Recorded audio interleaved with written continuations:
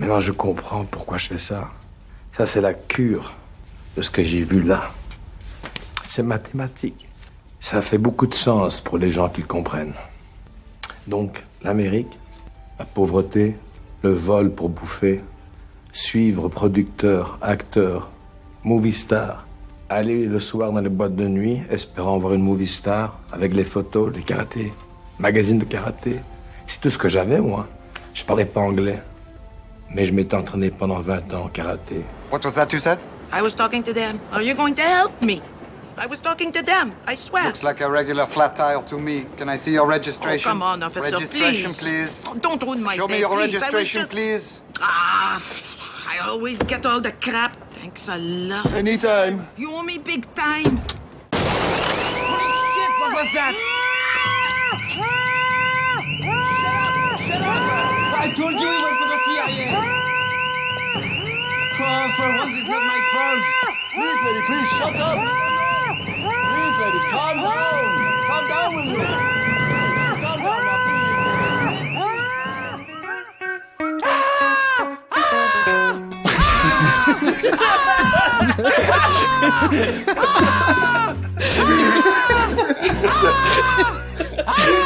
Would you shut up?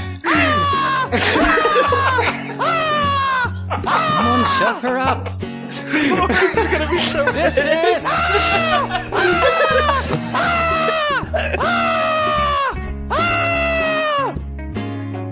No one's listening to this episode. Yeah, for real.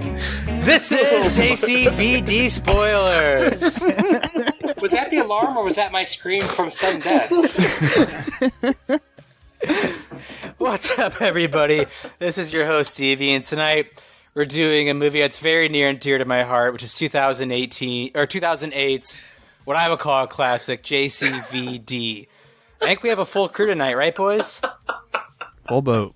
Awesome, Yep. Awesome. Well, tonight's opening question is... Let me see here. I had just had this down, and then my phone started to act up. Okay. What actor or actress would you like to see give a 6-minute monologue about their career during the middle of a movie? Let's go from Weesis to Esis, and just say your name, where you're recording from, and go from there. Hey, this is Korey, Kylo Ren Memes, recording out of Simi Valley, California.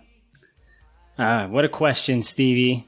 We got 2 answers that come to my mind. So the first one is Jared Leto. Jared Leto, maybe in a movie even like Morbius, right? Like, fuck that whole movie. It's a disaster anyway. Let's just have him, like, elevate above the set he's on into, like, the lighting rafters and talk about how awesome he thinks he is. Something like that. I think it would be really funny because... obviously, Jared Leto's like a meme, right, by himself. Like, people just, like, hate this fucking guy. So, like, it'd be really funny, and I'm sure it would be right up his own ass. Another one that's kind of similar, I guess, is Tom Cruise. Right? Oh, that's a good one. It's a really good one. Everyone seems to love Tom Cruise. But if you got to listen to him talk about the things he actually cares about for 6 minutes, the whole world would turn on him again. Because he's a fucking lunatic Scientologist. And, you know, I like his movies. He's a good actor, but he's a lunatic Scientologist. A little redundant, isn't it? He doesn't do a lot of press. He doesn't do a lot of interviews. Like, They probably don't allow him anymore. yeah. It's like, you've done enough. Last time we did an interview, the guy squirted water in his face. Why did you do that? I just watched that the other day. I What's was like, funny about that? Yeah. Why would you do that? Like, I'm actually on his side. That's pretty lame, but come on, why do that to him? He's not going to think it's funny. I mean, I love his Oprah interview. That was a hilarious midlife crisis. And then also the one with Matt Lauer was fantastic too. Pretty much about he was the only one who could save people. That was awesome. Well, all Scientologists believe that. But, you know, you're right. Like, those were the days back Those when, were like, the glory days. Yeah, he had a black eye back in those days. Now his, like, publicist is like, you can only talk about movies. Like, that's it. And it has to be from a plane. You have to be outside of the plane walking along its wings. Wouldn't it be awesome if that's why he's doing those stunts all the time, just so he doesn't talk to the press? It's like he spent 3 years doing a stunt, just so he didn't have to talk to the press about how nuts he is. Dude, I heard something, and I don't remember where at all, but I believe it. And it's that Tom Cruise was working on some movie every day, and he would drive up to set in his motorcycle, and he would park, but he had a guy that would follow behind him that would take his parked motorcycle and take it out and then back it in every day. So, like, Tom Cruise would ride in and park, and then there was some other, like, henchman of his that was just there. He just existed to, like, back in his motorcycle. That sounds like Mission Impossible 2, Tom Cruise. I don't know why, but that just sounds like those are the days of that. Oh, we should have added Mission Impossible 2 to the poll. A lot of Love doves, that movie. a lot of birds. Yeah. A lot of fucking birds. John Woo mentioned in this movie many times. I know. True. Mikey from Chicago, Illinois. I can't really... Tom Cruise is such a good answer, but I'm going to have to go with Gary Busey. Yeah. I think he's just one of the craziest... Or Nick Nolte. That'd also be a good one, too. Maybe both of them talking to each other for 12 minutes in a monologue. Just someone who's just generally considered super weird in Hollywood would be the best option. The only normal person I could think of that would be cool would be like Keanu. Yeah. I think Keanu would have a pretty good story to talk about. Yeah, Keanu's definitely gone through like a shit ton of sadness in his life. Pappy? Yeah. Geography doesn't matter. It doesn't. At this point, we're all in the same state. This is Pappy, recording from Kalamazoo, Michigan. I had a couple answers, like everybody else. The first one that came to my mind was like a really sad one. I think Judy Garland. I know it's like way back, but she got like run through the fucking ringer back in the day. So I feel like that would be like an emotional one. I thought Johnny Depp would be interesting. Just I would like to hear his perspective on his career post Pirates and pre-Pirates. But my actual answer is the biggest mystery man in Hollywood today, star of the Flash box office hit. I want to know what Ezra Miller has to say about his career. Talk about a man who's been silenced. That man's done no press for the Flash. Yeah. Could you imagine what he would say to the camera? I don't want to. I mean, like the man was pretty much playing like Grand Theft Auto in Hawaii, but in real life, right? I feel like he was getting arrested every other day when he was in Hawaii. Ezra Miller is non-binary, you son of a bitch. Ezra Miller doesn't deserve our pronoun respect. God. He gets elevated to the Raptors in his movie, and he's like, I had to kidnap that girl. I had no choice but to kidnap that family. Is that me? Yeah, I think it might be me, actually. Oh, Go ahead, Brett. No, you're up. You got Oh, now they want to go by geography. Josh, go ahead. Yeah, okay. I think this is Josh from Goshen. I would like to see Brad Pitt give a monologue. I want to know what it's like to be with Jennifer Aniston and leave her and live with that choice. And I kind of want to know what happened on that jet. I imagine it being something like hanging out with Brad Pitt. He's like 3 or 4 drinks deep. He's like, "It's on that jet." What jet? What jet? What are you talking about? What You mean jet? the one where he attacked his family? And I was thinking about how I left Jennifer Aniston for this bitch. Pax was dribbling the ball off the walls. I had enough, man.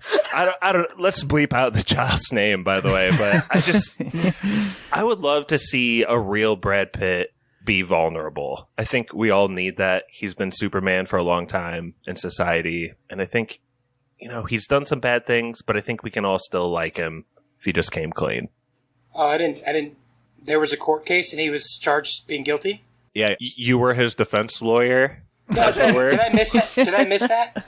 Bird law. Oh, Wait, I must he have was missed the guilty? trial. No, there's no trial. That's my point. Alleged. Oh, I gotcha. Come on, he's a hero. Let's give him the benefit. There's no Royal McPoyle. There's no trial. Yeah. All right, you done, Josh? Should I go ahead and just give my B answer so we can edit that whole section out? I got 2 here in my Give your notes. B, but Let's we do that. won't It edit was it. like 8 years ago. Yeah, do your B, Josh. I think that might actually be a little worse. Brett, maybe you can just... No. Give your B. Give your B. If it's freaking Sorry. Eric Clapton, I'm leaving the house. I've had enough of this shit. I already bit into my nectarine to try to do like the Brad Pitt eats while talking bit. Yeah, I really- I got it, bro. Thank you. I really dug into this. I'm just gonna let this be. Josh from Goshen. Thanks everyone. All right. This is Brett from Fort Wayne. I don't know if it would be as good as the one that was done in this movie by Don Flaw Jamtan, but I think I would like to see. This is a weird one because he's a weird guy, and it's not like I'm a huge fan of him, but I think he's probably the most talented actor of all time. I would like to see Daniel Day-Lewis do one, and every 30 seconds switch to a different movie accent. Like I want him to start as Bill the Butcher, and then maybe end with like, what's his face from There Will Be Blood, Daniel Plainview. and just a couple, Hawkeye and an Irish accent from The Name of the Father in there. Just mix it all in. I think he's like genius, but he's weird, and I'd like to know like his process. Dude, that would break the man. There's no way he could method act all he's four method, parts at so once. I don't think you can switch between like that if you're method, right? Hey, who's directing? Me. Stevie, you believe in the Daniel Day Plainview theories, right? What's that? Like that's actually him? That really is him. Dude, Oh, man. I'm not gonna lie. Like, Daniel Plainview is one of my favorite movie characters of all time. I know I'm supposed to hate him, but I just can't. It's too real though. I know, but if that really is like how, Daniel Day-Lewis is, good on him. Like, I'd work for that man. Except for the whole psychotic killing thing. I mean, I'd work for him in a heartbeat. Like, seeing how ruthless he is, yeah, I work for that. By the way, my Jean-Claude Van Damme joke was a joke from off the pod, so no one's going to get it. But I went for it anyway, so. Because Josh said something very similar to that when he tried Brett's to say ripping Jean-Claude on Van my Damme stutter. Brett's ripping on my stutter. Stutter.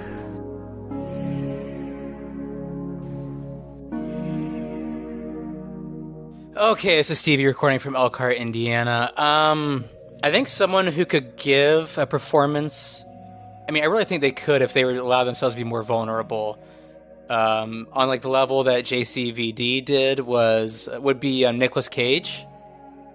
I think he would give a really good one, and this is gonna sound strange, but I think Al Pacino would give a really good one too. Huh? I think Al Pacino would give a really great one, especially nowadays, because he's done some fucking clunkers in the past 15 years. And I would like to see that Al Pacino, not the Godfather one, but the old man who's, having kids at 80. Yeah. You have many wives. Yeah. So, all right, so let's get into this. This is JCVD, Jean-Claude Van Damme, not Jesus Christ, who is played by Jim Caviezel, who used to be a great actor before he got into Passion when he lost his fucking mind. But, Easy, buddy. I know. But, actually, I'll kick it to you, Korey. How does this movie start out? I think it's actually pretty interesting.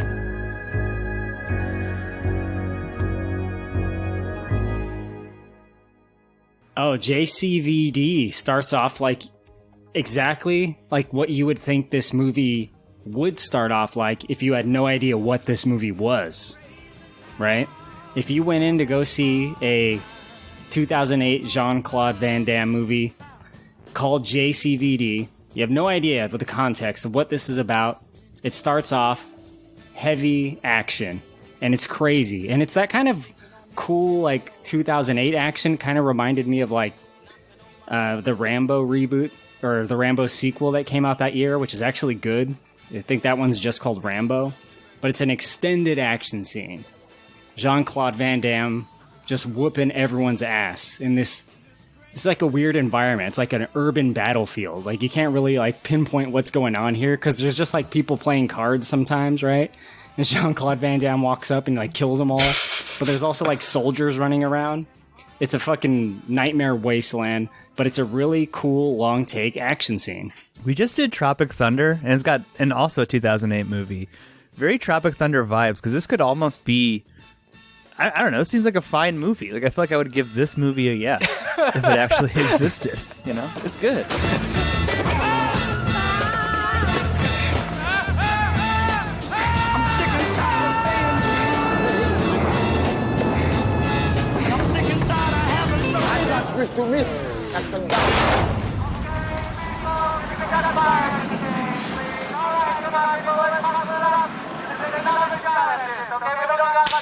I really enjoy the one take aspect of this part. I think opening on a one take, like, so this movie doesn't have a ton of action, especially like Jean-Claude Van Damme action, which we all know what goes into that. A lot of kicks, a lot of puns, Splits. a lot of kind of ironic kills. And one thing I enjoy about this is that this movie pretty much eliminates all of that right away within the first, 5 to 10 minutes. And watching this movie, you can obviously tell it's a movie set, at least in my opinion. Like right away, you're like, okay, we're just like on a movie set here. And I like how it ends with the wall falling down. And then we break into like the actual story, which is a man who's on the far, far backside of his career. Yeah, it's all actually a movie, and it's cool. I kind of anticipated that reveal because I knew the synopsis of that movie. Still a really good scene, though, and also kind of like hurt my heart that he went through this whole long take, and then a prop fell down and it ruined the whole thing. Like, and he's like talking to the director, and he's like, "How old does he say? He's 47 or something?" Yeah. He's like, "I'm 47 years old. It's really fucking hard for me to do this." Like, do we? And the director is literally just playing darts. Like, he's a caricature of like the I don't give a fuck director, right? Is this our first John Woo reference of the movie as well? Yep. The director? Yeah. Yeah, I feel like there's a lot of shitting on John Woo in this movie. Yeah, well, the director brings him up. The director says, just because this guy thinks he brought John Woo to the States or something, thinks he can tell me what to do. Something like that. Yeah. Josh, you're a man who shoots pictures for a living. How long do you think a scene like this would take to actually shoot? This opening scene with all these extras? With all these extras, one take, how long do you think? If you're talking after Bidenflation, Joe Bidenflation, Just think about that one. Just think about all of the day rates of every person that appears in frame. That's probably like 1,500 for the day. And that might be the only time they actually do something. Maybe they do this scene twice if they're able to reset like the whole Rube Goldberg scenario, all the flames, all the blood, all the fake casts and everything. Like, it really is an insane scene. Stevie, do you like the action in it? Do you think it's like good? It's cool. actually pretty decent. I love that part where he like hides as if he's dead really quick. Did you have any favorite parts? I'm watching this scene right now, and it's just like I kind of like go back to like what Korey said. It's kind of like a hodgepodge of different shit you'd see in actual Van Damme movies, and some of it is like shot well, and some of it I feel like is intentionally shot like direct to DVD movie, which is very clunky, very clumsy. And I guess what I like is there's different references, especially with, whether it's on purpose or not. I like the scene where Jean-Claude kneels down and throws sand in a guy's face. I think it's a great reference to Bloodsport. Yeah. Like, if I had to look at something, and the funny thing to me is, what makes me laugh at this scene is if you watch it back, Jean-Claude is using his legs the entire time. It's always his legs. He's not throwing that many punches at all. It's all legs.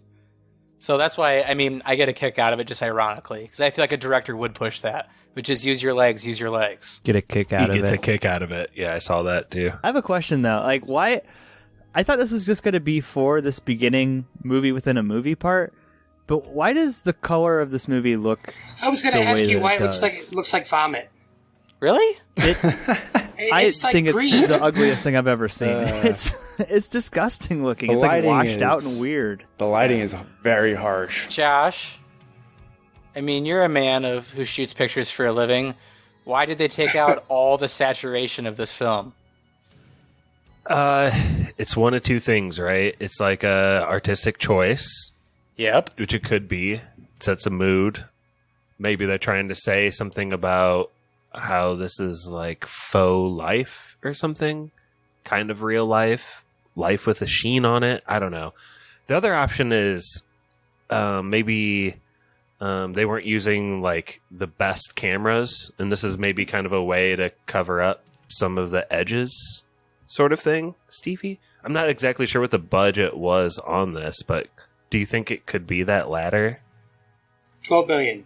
I think it works twofold. If someone says, hey, we got to save some money somewhere, someone could say, taking out all the vibrance of this movie's representation of how Jean-Claude Van Damme is feeling throughout this entire movie.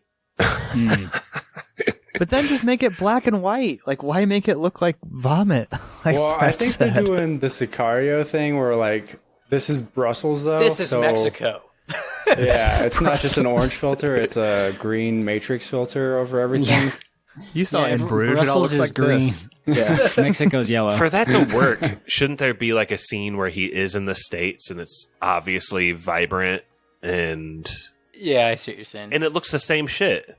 It looks even worse. That would have to be true for the opening scene too, right? For his opening action scene, it should be like brighter, and then his real life should be muted if it's meant to, convey that. So it's probably more budgetary. 12 million. No, that's too subtle. I need frame by frame, real clicking, and then a flashback of this scenario replaying again, but with a different outcome. Stevie, doesn't he have a big tirade about how if a movie costs $6 million and 1.8 goes to him, then that means only like 0.25 thousand is going to the actual film. I don't know what his math is, but is that true for this? Do you know what I'm talking about, that scene? Yes. So this is, I feel bad for saying this. What he's getting onto is pretty much like how Bruce Willis started making a career, like in the back end of his career, which is like him getting paid $3 million to star in a $4 million movie. You know what I mean? And 3 bits going to him. So I think that kind of lines up with his math, which is saying, I'm getting paid a lot of money just to be a face on a poster, to be in this horrible movie. And I'd rather get paid scale and try to be in something good to kind of re-kickstart my career. So, like, what does that say about like his interpretation of himself in this? Like, do you think he's really like that? Just like a humble artist? No. Just trying to make quality pictures? Oh, I don't think he's humble. I think he's humble at all with that monologue. That sealed it for you? That's the part. I mean, I think it. So let's put it this way: how many actors do you think would do a movie like this for themselves? Like, where they're not a part of the writing team. I don't think he was a part of the producing team. And I know he wasn't part of any direction whatsoever. Like, how many actors would do that? Do you honestly think? Like, big, like, even like former stars. Do you think Stallone would do something like this? I don't know. Stallone has a reality show. Maybe he would, you know? I think Arnold might. He seems pretty lighthearted towards himself. What was the Nick Cage movie where it was about, like, doesn't he visit, like, Pedro Pascal or something? I didn't see it. Unbearable weight of massive talent. Mm-hmm. Yeah, kind of the same vibe, right? Like playing someone and talking about their celebrity in a lot of ways. So maybe Nick Cage. I feel like if you're taking this movie at its word, they say that Steven Seagal would not only take this movie, he would also cut off his ponytail for the first time ever just to be cast. Shots fired. I mean, maybe he's listening all the way in Russia, but who knows? Like, have you guys seen Steven Seagal lately? It's hard to miss him. There's a YouTube video that I actually haven't watched, but apparently one of these movies he made recently. He's literally doing all of his action scenes sitting down. It's amazing. Because he can't stand up. I've seen it so many times, I just scroll right by it because I'm like, I know what that's going to look like. He's still like breaking necks, but just sitting down in a chair. I forget what movie it is, but it's like, this movie came out probably within the last 4 years, but it's kind of like this mercenary commando movie where he's going around like this compound, taking guys out one by one, and he is moving so slow, and the action is so hard to watch. Like it's it's kind of like I don't like Steven Seagal, but it's kind of sad, honestly, what happened to him. Nah. I mean, he's a dickhead, but Pappy, what really kicks this movie off? So we learn a little bit about what are we calling him? Log jam. Goddamn. Log jam. Goddamn. The goddamn log jam. Oh, Josh. JCVD's going through it. And to his credit, Stevie, like you're saying, he's being pretty vulnerable about the actual state of his life. He's going through a custody battle. He's in his home country for some reason. We're not exactly sure why he's in Belgium. But we are led to believe that he is robbing a post office / bank. He meets a couple super fans, takes a picture, and the next thing we know, there's shots fired coming from the bank. And I'm one of those who came in this movie totally cold. I thought for a second, oh shit, it's going to be this kind of movie. Like where he's going to rob a bank to pay for his kids, like his kid's attorney. And we get the alarm, the opening spoiler. Oh, yeah. How great was that? I was honestly confused what that noise was, and I was like, "There's no way that's a car alarm, right? It doesn't sound consistent." That was every definitely time. a person yelling, right? Yeah. Stevie, no one has sold out for an opening spoiler like you. I honestly, I agree. That was amazing. Yeah. Kylo said no one's listening after that. They don't deserve to listen if they hung up at that point. That was amazing. I could not stop laughing. I was having trouble breathing, but buddy, thank you. One of the funniest things in the thread today was when we were going back and forth between the subbed and dubbed version. We're like, oh, fuck, it's in both versions. There's no respite from the screen, no matter what version you watch. Did anybody watch the sub version besides me? I did. Thank you. I mean, I didn't know there was one. I watched the first 35 minutes, which I didn't really enjoy. I zoned out for a while because but I think once I started watching the subtitles, it was better. I agree. I started on the dubbed before, and I was like, I can't do this anymore. It's brutal. To me, it almost feels like The Raid, which is like almost a completely different movie when they're talking.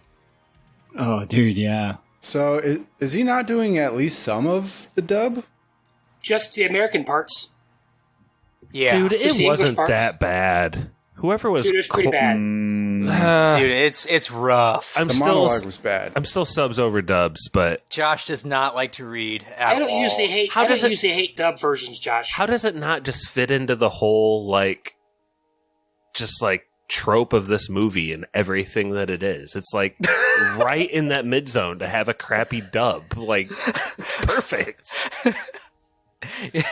It's just operating on a different level at that point. This is not a normal movie. I'm not judging it by normal movie standards. I don't know about you guys. It's very meta and strange from the get-go. It's JCVD's Inception. Except instead of dead wife, it's my daughter hates me. I'm a big fan of yours. How are you? Great, and you? Good. What's this, lost in Sherbic? Going to the post office. Ah, okay. A quick photo for the store? Okay. Thank you, sir. Look, it's Jean-Claude Van Damme. Hello. Hi. Hello, just take the picture. Pap's kind of right, though. When you first get in, that bank scene, or, when you think, he shoots at the cop, you're like, oh, shit, needs to pay the lawyer. Went to rob a bank. It is going to be this movie. But, Kyla, what'd you think of the reveal kind of a lot of movies do this. I don't know how to describe it, where it's same events, different angle. Oh, yeah, different perspectives. Yeah. Vantage point. Yeah. Dennis Quaid? Yeah. Good addition to this movie, right? Because the movie sets things up for you, the audience, to believe a certain thing is happening, and that thing is that Jean-Claude Van Damme has gotten desperate enough to rob a bank. But it's actually not that. We get to see his perspective eventually, right? And he's just a hostage. And the people that are robbing the bank have set things up in a way on the fly to make it appear like it's actually him robbing the bank, Jean-Claude Van Damme. So this whole thing becomes like a media circus, of course. Oh, it's a madhouse right outside. Mm-hmm. fans going crazy that JCVD is potentially shooting people inside. It's kind of like Dog Day vibes. I got serious Dog Day vibes. Yeah, a hostage situation in, again, what is a post office / bank? Apparently that's what they have in Belgium, just one building. And the villain looked just like Fredo. I mean, that's where I got the Dog Day from. I was like, oh, it looks kind of like him. Mm-hmm. John Cazale, is that his name? Yeah, same haircut. Yeah. For sure. Well, I feel like there's a very democratic message coming from the crowd, too, because they never... I don't mean like Democratic versus Republican. I just mean like the people... Josh, you woke bastard. The people are right. If you listen to the people, they'll tell you the truth because they are unwavering in their support for Jean-Claude. They, like, no matter what happens, how many shots ring out, how many bloodied kids pop out of this post office, they're just like, Jean-Claude Van Damme! Like, it's great. I love the chants through the movie. That was one of my favorite things all throughout. There was one that was like, what is happening? What is happening? What is happening? More information, what please. Is going on? More information. Oh, what is going on? Yeah. Yeah. We need information. We need information. I was just thinking about, like, is that like the difference between like Belgium citizens and Americans? Like, they're like just like, what is going on? Like, that's what they chant. We'd be like saying like Frank Dukes, okay, USA. Okay. The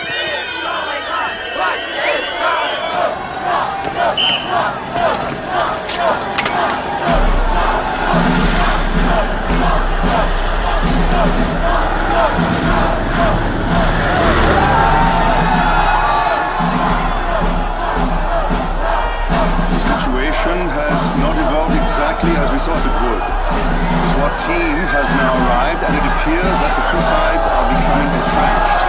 This has escalated into a major It's been over an hour and a half now since Jean-Claude Van Damme took refuge in the Schaerbeek downtown post office. I'm not gonna lie though, like out of all the bad guys, I think the guy's name was Arthur. He was the one that was like starstruck by Jean-Claude being there. And I'm not gonna lie, I'm kind of on his side. If I was like robbing a bank and I was gonna go through with it and then Jean-Claude showed up, I'd be like, you know, I might just listen to what Jean-Claude says and die just to get an autograph for him.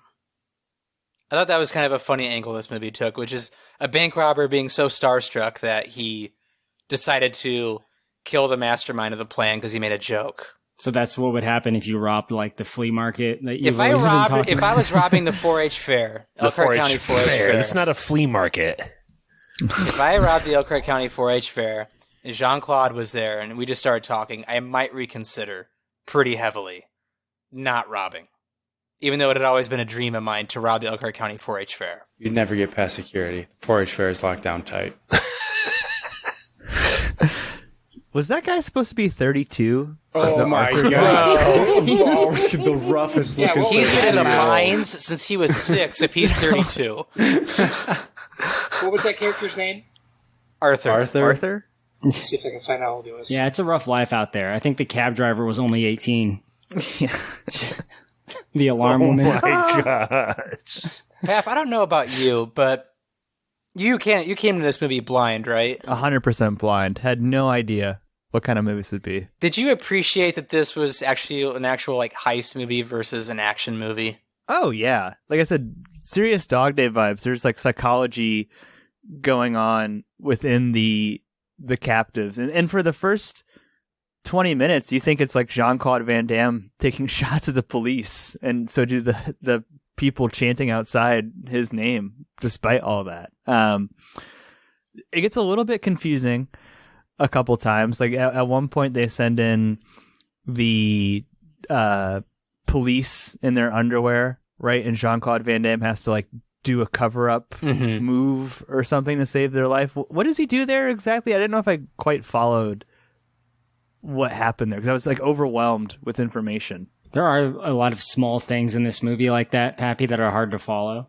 Yeah, because this movie's a fever dream. Mm-hmm. I think that one is that the guy that was injured is waking up.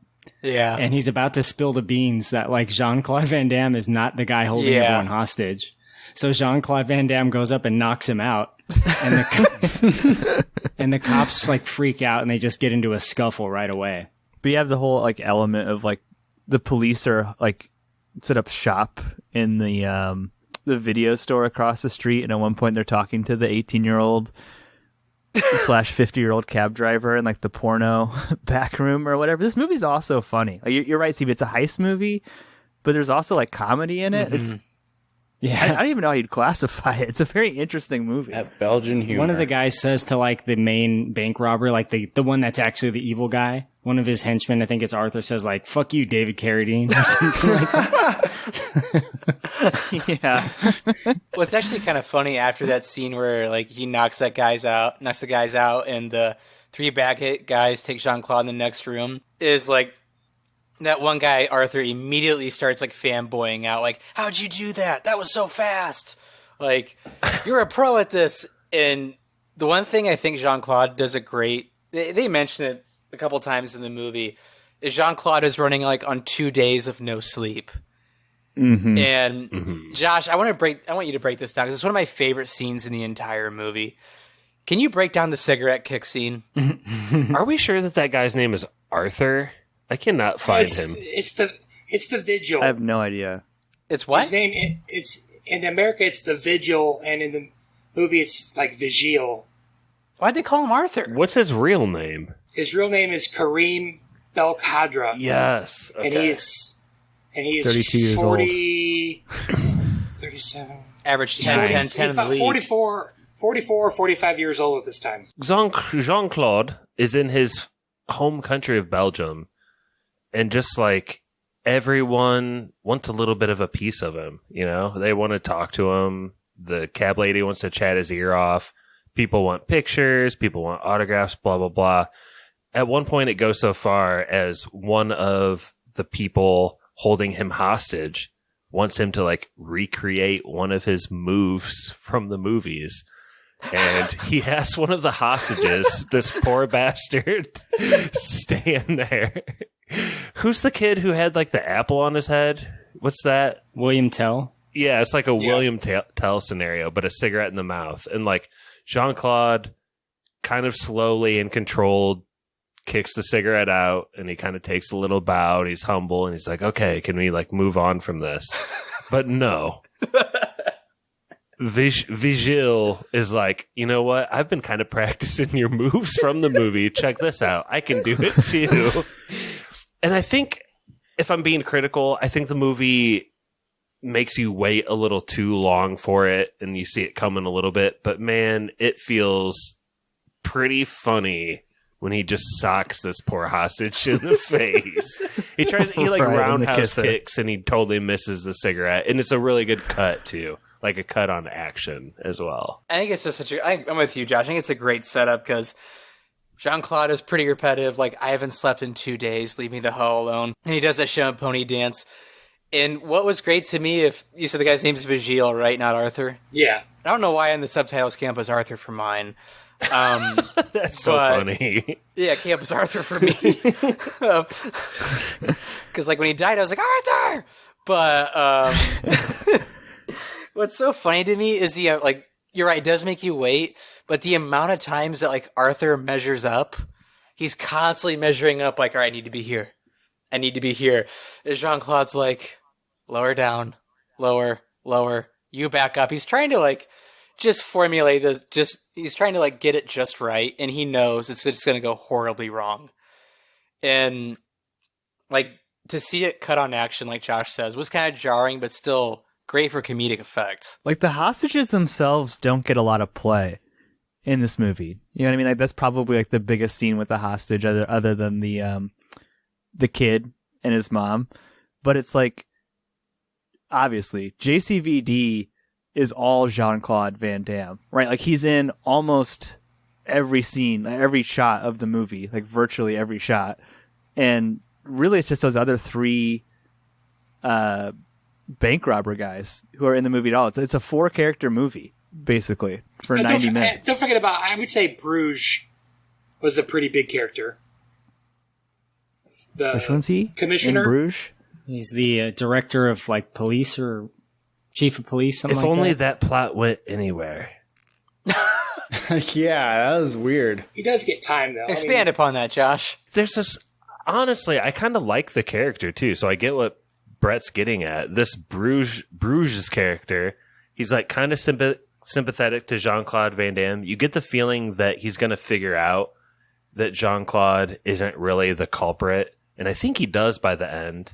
But even when he does figure that out at the end, he has like no sway, and Jean-Claude is like arrested anyway.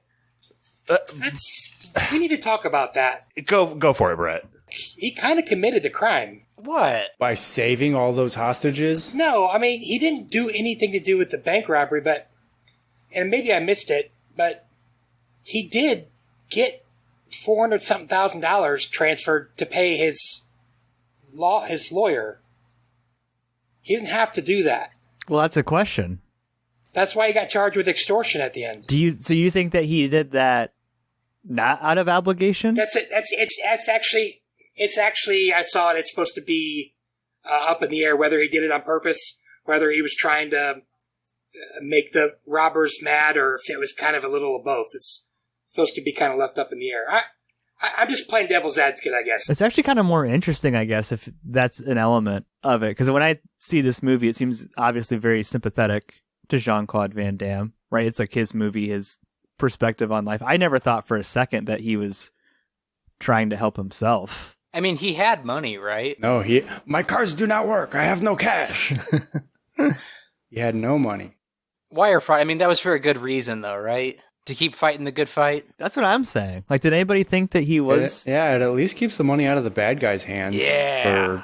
I would assume that the bad guys would immediately get pissed at him and just beat the shit out of him if they were smart, because how are they going to get that money now? Because that's such a 5-dimensional chess play. Like, in the moment, be like, oh, this is my opportunity to pay off my child custody lawyer. Mm-hmm. Like, and what I thought they were getting at that I liked is he was like, this isn't 1 million isn't normal enough. I'm a celebrity. And I think that was like a play on how like really just bizarre things have happened in all of his movies that are kind of unexplainable, like we've been talking about. And I thought that's where the movie was going for a second, but I don't think it was, because it like plays in and on itself too much. But like, just to start like demanding other random things, I wish he would have demanded like some Kanye shoes in there. You know what I mean? Just like the Yeezys. Yeah, just really like leaning into the bizarre like celebrity shit would have been funny right there. Well, I thought it was going to go like Airheads. Airheads was like a 90s movie with Brendan Fraser and Adam Sandler. Oh, yeah. And they hold up Steve Buscemi. Steve Buscemi, of course. They hold up like a radio station and they start like asking for demands because they have hostages, and they ask for the craziest shit they can think of so they can plead insanity later. Like they ask for like a football helmet filled with cottage cheese and like photos of B. Arthur from the Golden Girls naked. That's maybe the first movie I ever saw Adam Sandler in. I don't know, with the monologue and everything, I feel like this is Jean-Claude Van Damme like owning up to all the bullshit that he's been through in his life. Oh, I think it is. And like, we should mention, this is a replacement host, Stevie, for Sudden Death. You weren't on that podcast. I tried to talk to him, but he talks about big drug problems. You think he may have even some like bipolar mental disorder. Balance issues? Yeah, he's bipolar. Which I don't think cocaine helps that. Has he had a bunch of wives? Yes. 5. But they all meant something special, didn't you hear? Yeah, bro. I don't know where the lie ends and the truth begins in this movie, so he's talking a lot of shit in that monologue. I don't know what all is supposed to reflect his real life. What about kids? Is he going through custody shit with his kids? I don't think so. He's got a son. I think he just had a kid get busted in Arizona not too long ago. I forget what he got in trouble for. But Mike, you didn't like the monologue? It's not, I don't know. It's not that I didn't like it. It's just like, this is a pretty jarring scene, and he's just rambling. He's like almost having an episode just rambling about his life, and it is like not at any point coherent, like what he's talking about. It's kind of insane, but I don't know.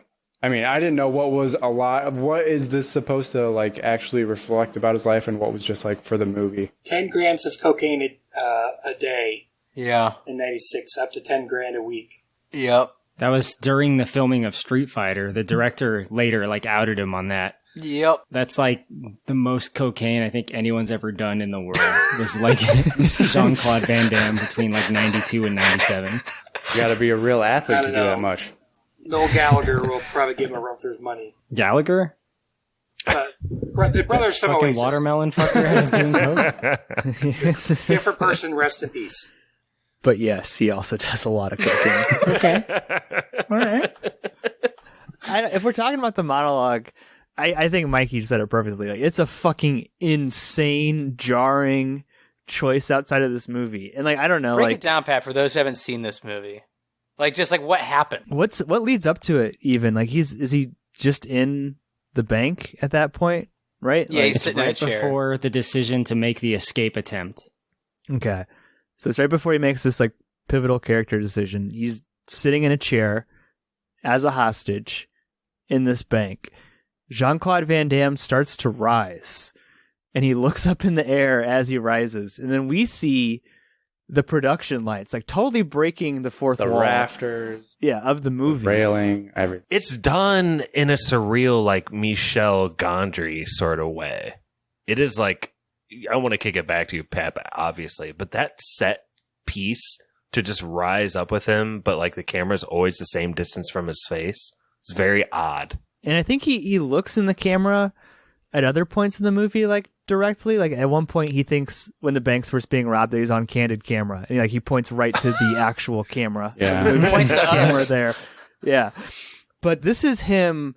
I think it's like 6 minutes, like literally maybe 5-6 minutes. Maybe I can double check, but I think it's 6. 6 minutes of him looking straight into the camera, talking to us, the audience, and like breaking down his career path, his journey to Hollywood.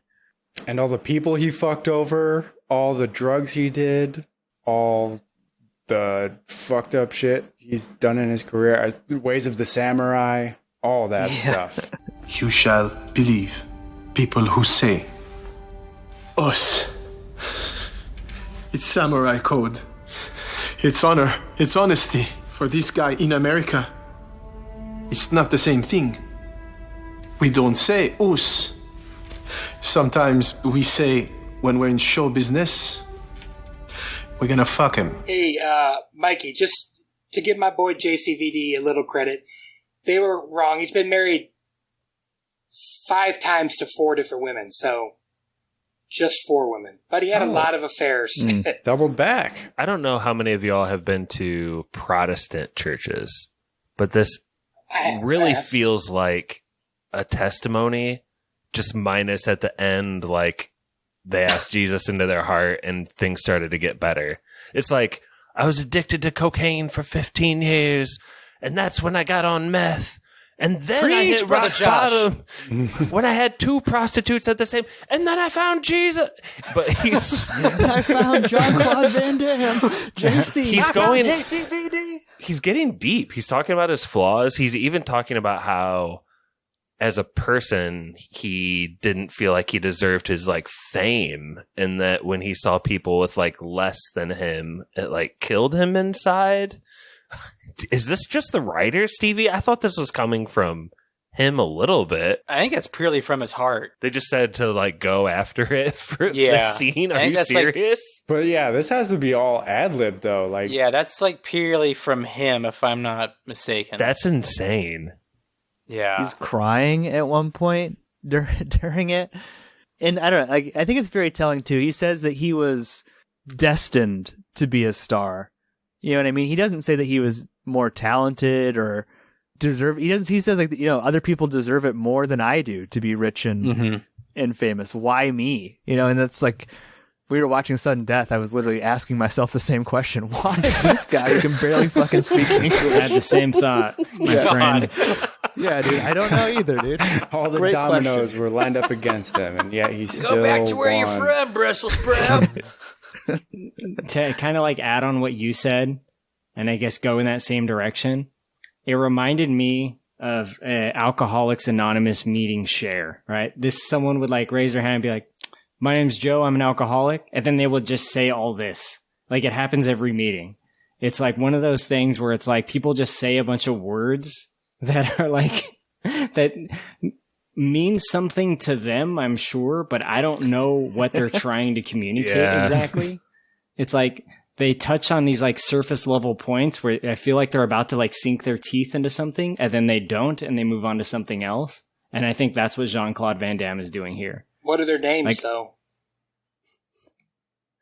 They're all called John Doe, my friend. Yeah. Okay. Wow, Brett. I thought so. Anonymous. But like, there's just weird stuff in this speech. Like, I don't love it, I think, as much as some of you guys do, because it's like, I feel like he's about to start talking about something, like about like his drug abuse. But he basically just says he did them and it wasted him away. And then he moves on to something else. And it's almost like he can't get his brain like focused enough to make a point. It's just rambling, incoherent rambling. It is. It's the 6 incoherent minutes. rambling that I would expect from an AA meeting and that I hear all the time. But at one point, and I know you guys love this, he says, it's not a movie, it's real life. And I had to think about this because I was like, is this fun? Is this doing the thing I hate? And I don't think that particular line is. No, because it's like such a weird way to do it, right? Because usually in a movie, if someone does that and I hate it, it's one movie character saying it to another movie character. We can't do that. This isn't a movie. It's real life. Yeah. But Jean-Claude Van Damme has escaped the movie for this moment in time. He's looking you straight in the eyes in this scene. Yeah. And I might just die in this post office. Hoping to start all over here in Belgium, in my country, where my roots are. Start all over with my parents, get my health back. A fresh start, so I really hope. Nobody's going to pull a trigger in this post office. Stupid to kill people. They're so beautiful. So today I pray to God. I believe it's not a movie. This is real life. The thing of it is, I agree. It's incoherent. It's absolutely fucking insane. Like, I think we just need to emphasize at one point he does start talking about samurais. Like Mikey said, it's like all over the place. But I truly believe that in JCVD's heart, this is his testimonial, like Josh is saying. You know what I mean? I think that he's truly actually spilling his guts here in what he believes is a powerful, emotional way. Now, whether it works for you or not, mileage may vary, but at least he's being vulnerable. Like, that's kind of what's cool about this whole movie. I feel like he's actually putting himself out there. I don't think you go to the drugs and or the wives if it's not a little real. Like, maybe one or the other, but he's doing everything. It doesn't seem like there's much left under the rug after this speech, Pappy. And maybe there is worse shit that he's done, but it really feels like he comes clean after he says all this. Like, I feel better about Jean-Claude as a person after this. I will just say, though, the choice to present it in such a surrealistic, fourth wall breaking way, like, this is a movie about Jean-Claude Van Damme playing Jean-Claude Van Damme. Like, why not just have him have this conversation with one of the hostage takers? You know, like, you could work this into the script organically. To do it in this way is so weird and jarring. Because I don't think it was to one of the hostages or hostage takers. It was to... That's what I'm saying, that you could do it that way, though, right? He's like, you're so great. To me, it was to his fans. I think to me it sounded like an apology to his fans. It's between him and God. He's just a dude playing a dude, being a dude. He should have said, and that Dennis Rodman thing, you know, that was a bad decision. The fact that we were in a basketball in the third act didn't really make sense. All right, we got to watch that one for sure. I mean, but like, I'm looking it up right now because if I remember correctly, I knew he had bipolar disorder, but he actually has what's called it's called rapid cycling bipolar disorder, which is pretty much where people are going to be episodic throughout. They're going to be extremely heavily medicated and have at least 4 episodes a year. So, to me, that's why it sounded like really just ad-libbed and real, is because he was kind of incoherent at times and it was all over the place, but in its whole context, I think it kind of encapsulated his whole career and made sense. And maybe the fact that it's surface level is just because JCVD's not that deep of a guy. You know what I mean? Hey, he's trained in the way of samurai. Hey, Pat, Right. he stole to eat in L.A. He was taking karate magazines to clubs because he couldn't speak English. All right? This guy put in the work. Karate magazines to clubs. What does that mean? To learn English? You know how we just did Princess Bride and Andre the Giant speaks and he kind of sounds bad and Jean-Claude Van Damme speaks. I have to check my... I got to be honest, guys. My white dude American privilege here. These guys are speaking multiple languages. It's true. I know these guys are intelligent humans. Like, maybe not Jean-Claude, but definitely Andre the Giant. Like, I really respect, I think, both of these men, and I think they are intelligent individuals, and I think I stereotype them on the broken English. I can't help it, like, every time. Do you guys catch yourself having to, like, be like, this guy isn't actually unintelligent, it's just his second fucking language, whereas I only speak one? No, I didn't think that. But I'm watching a dub. It's not even really him speaking English. He does, though, in all of those other movies that we've seen. He's I couldn't understand a word he fucking said in Sudden Death. I imagine, like, there are people that have no language because they're actually stupid people. So they're bad at their born language and English. But, like, to me, it sounds like Jean-Claude probably speaks pretty good French. Like, and yes, his English is spotty, but... Why would he speak good French? What's that? Because why wouldn't he? Are you trying to say that you don't think he's dumb because he speaks decent French? Is that what the point you're trying to make? No. Well, people from Belgium speak hella languages. They have, like, Flemish, French, That's English. what I'm saying. Like, a lot of them are trilingual. Yeah. It just depends on where you're from. Yeah, that's a little different here, I suppose, but... Brett, you don't admit that when you hear someone with broken English, it makes you judge their intelligence, and you shouldn't be doing that? Like, no. It's funny, I guess, but, like, it's bad. It's a little bad. I do find myself doing that a lot. I don't know if I think that hard enough about it. I'm just trying to figure out... You were saying, Stevie, that he sounds like he speaks good French. Is that... I'm just trying to figure out what you mean by that. You see, he doesn't seem like a stupid person. Okay, that's what I thought you meant. Yeah, I don't think he does either. Stevie, do the Andre the Giant impression that you did before. I think that'll really drive things home for us here. Something about the Holocaust cloak. You got this. Jeez. No more rhyming now. I mean it. I have to hear it. Like, wanna ride my ATV? Like, I have to, like, hear that.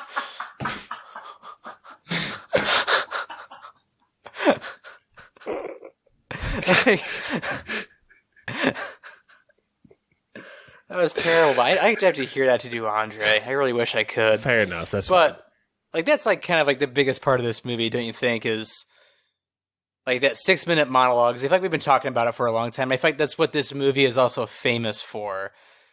In your guys' opinion, though, would this movie still like operate on the same level, be regarded like as good, if not for that 6-minute monologue? Like, could you take that out and this is still a fine film? Who's saying it's a fine film? I will. I will. Mikey. Guys, I'm so confused. Mikey, listen to this real quick. I want to know your thoughts on this.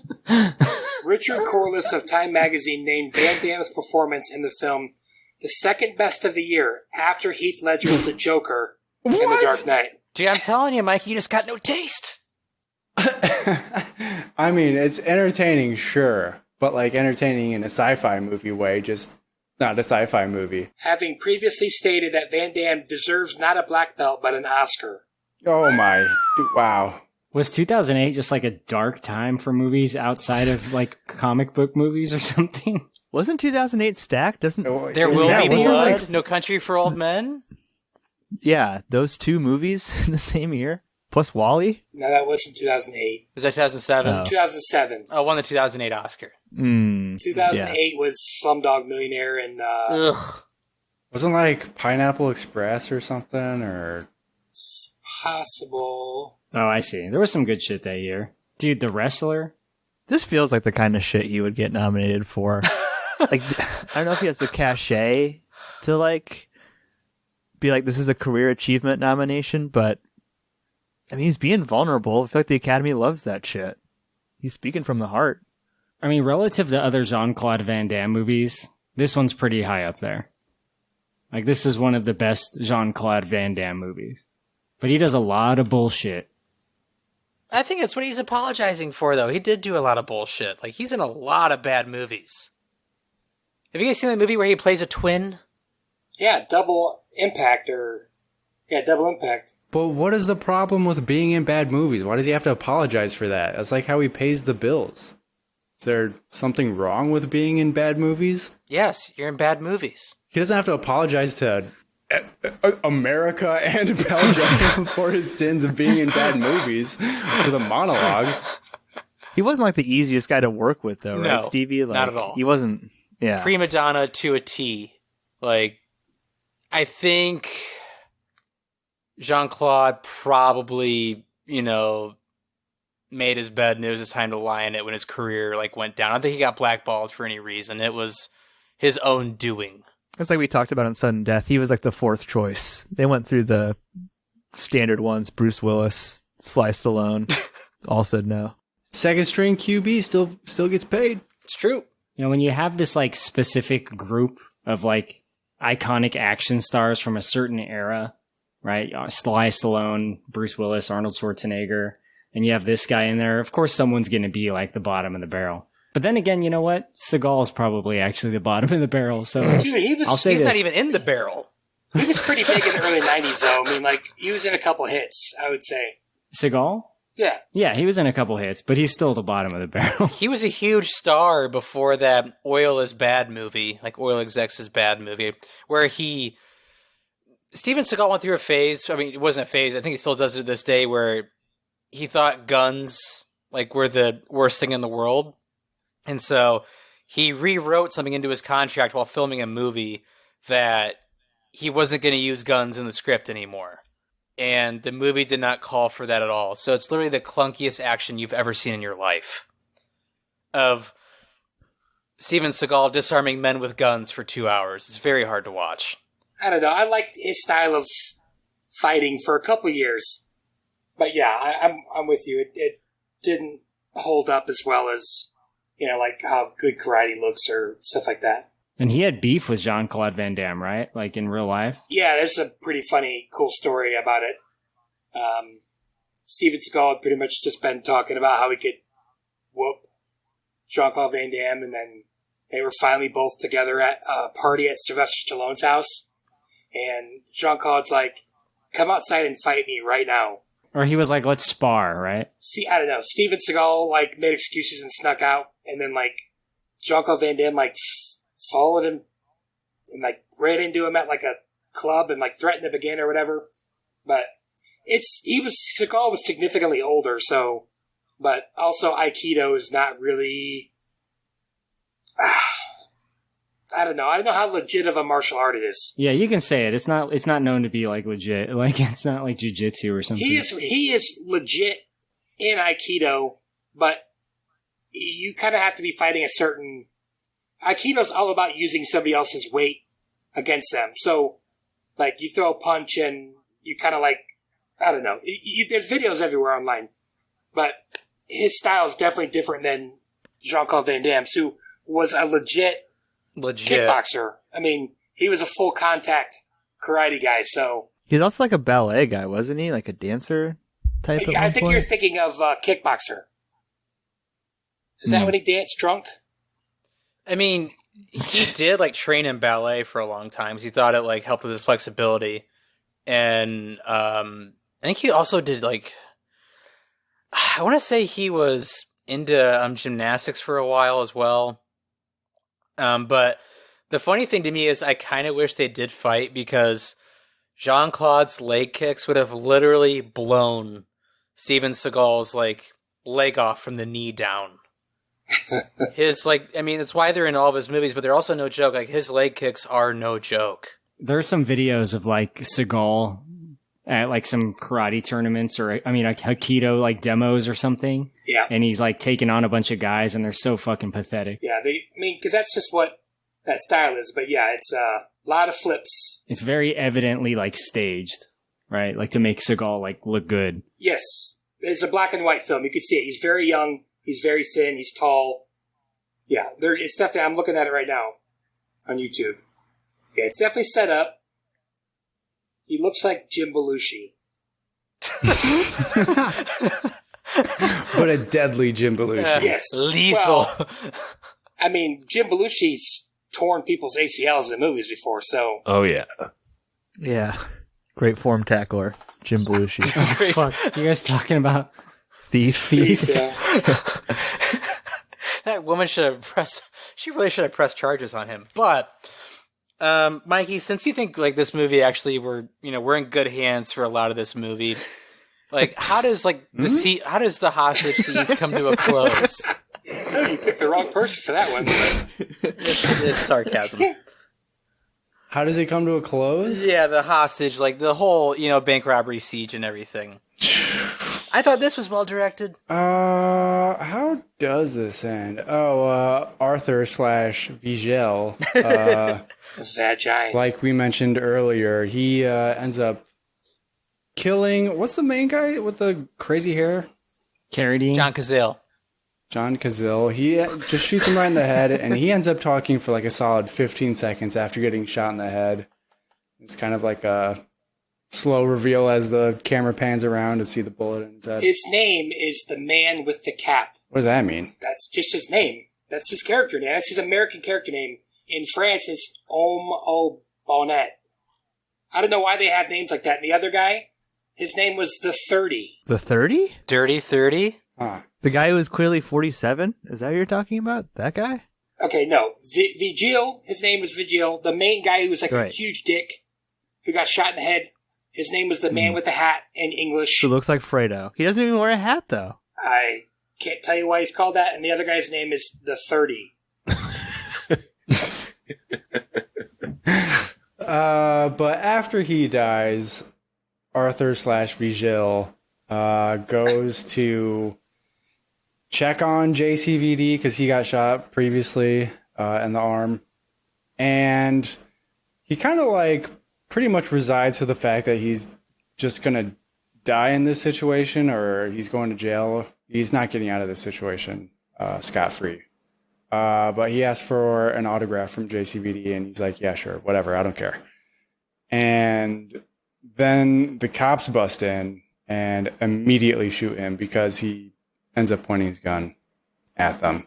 And then, I guess JCVD goes to jail.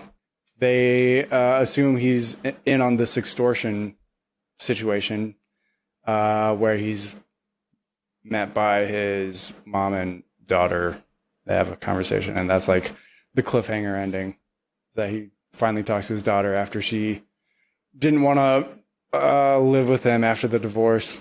That's weird, too. His daughter thinks he's cool now. Yeah, I don't.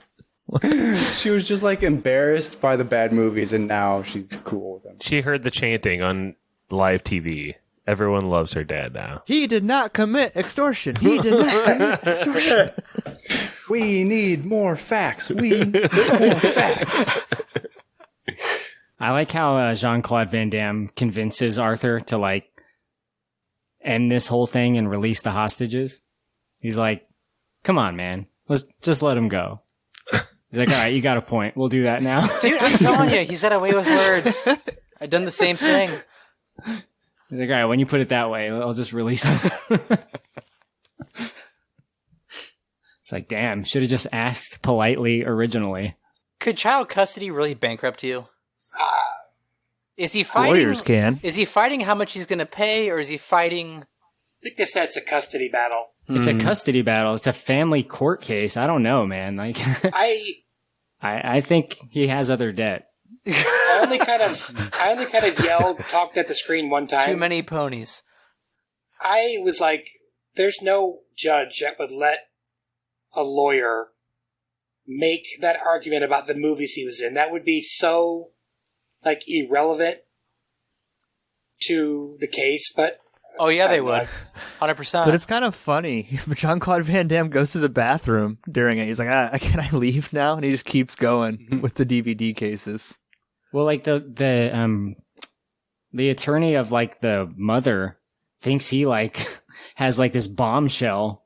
Yeah. He's like, check out this stack of DVDs. Here's all the ways that Jean-Claude Van Damme kills people in movies. Breaks someone's neck. Shoots him in the head. Kicks him in the balls. It's like, yeah. Everyone knows that he's like an action star and there's gouging of the eyes. I agree with Brett. I think that would like not be, the judge would be like, all right, that's enough. We don't care. At least your lawyer should say objection irrelevant. I mean, at least give it a shot. Did he even have a lawyer? I think he did, right? And I'm not a lawyer, but representing himself. I did watch My Cousin Vinny a couple times, so I think I know the law. Yeah, his lawyer looked like Danny DeVito, right? He was the one that was like, oh, we don't stand by JCVD's actions in the hostage situation. Danny DeVito? But he also owes me a lot of money, so we're going to want that. Oh, yeah, that guy, yeah. But we are square on that now. Yeah. A wire did come through.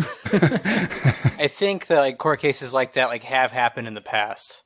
Like for sure. Like off the top of my head, I know of. There's been quite a few when it comes to people in the adult pictures. I was going to say porn would be the only thing that might be considered relevant, I guess. But a even still. Job.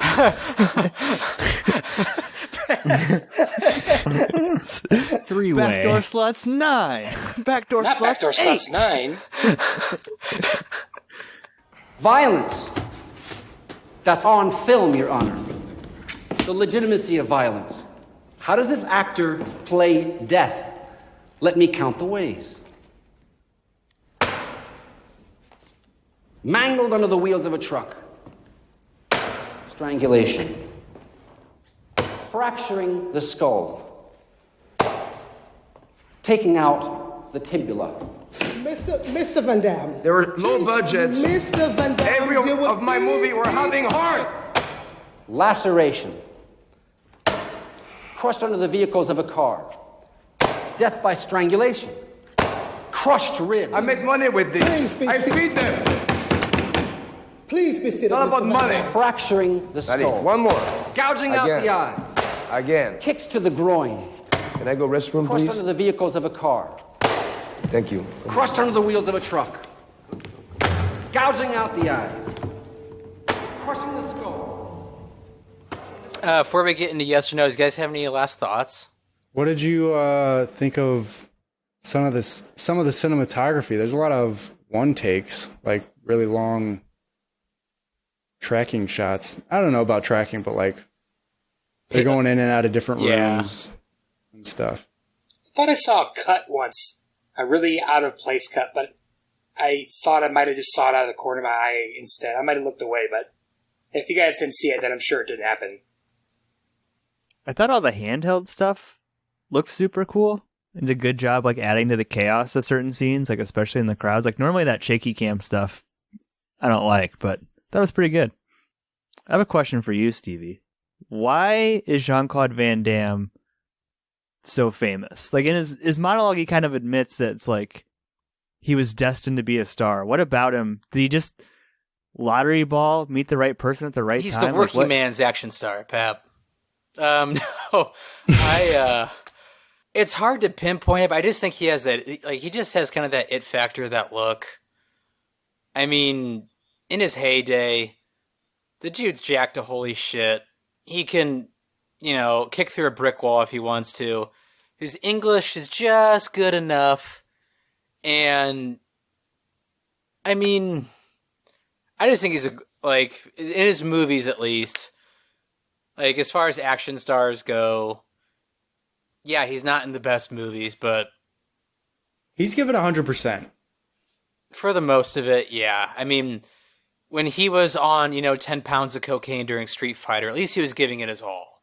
Like, his heart, I don't think could have taken another month of shooting, but I mean, honestly, I don't know, Pap. I can't explain it. I just like his movies. Another final thought question. There's another really weird choice at the end of this movie where there's like a fake out ending. Yeah. And it looks like the film like cuts out. Josh, did you like that part? Is this kind of what I was getting at with that like sepia tone that's supposed to be like, oh, you're kind of half in a movie, half in real life? I don't know.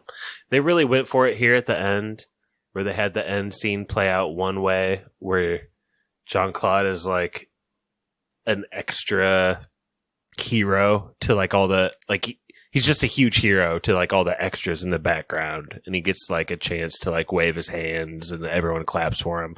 But then the real thing plays out and it's kind of similar, except he just gets tackled to the ground by the police. But I'm glad you kicked it to me, Pat, because I have like a little bit of a thing. My final thought. They do that similar thing at the beginning of the movie where they play that scene where the two guys from the video store see him and take pictures with him. And they play that scene twice, but from like different angles. Do you know what I'm talking about?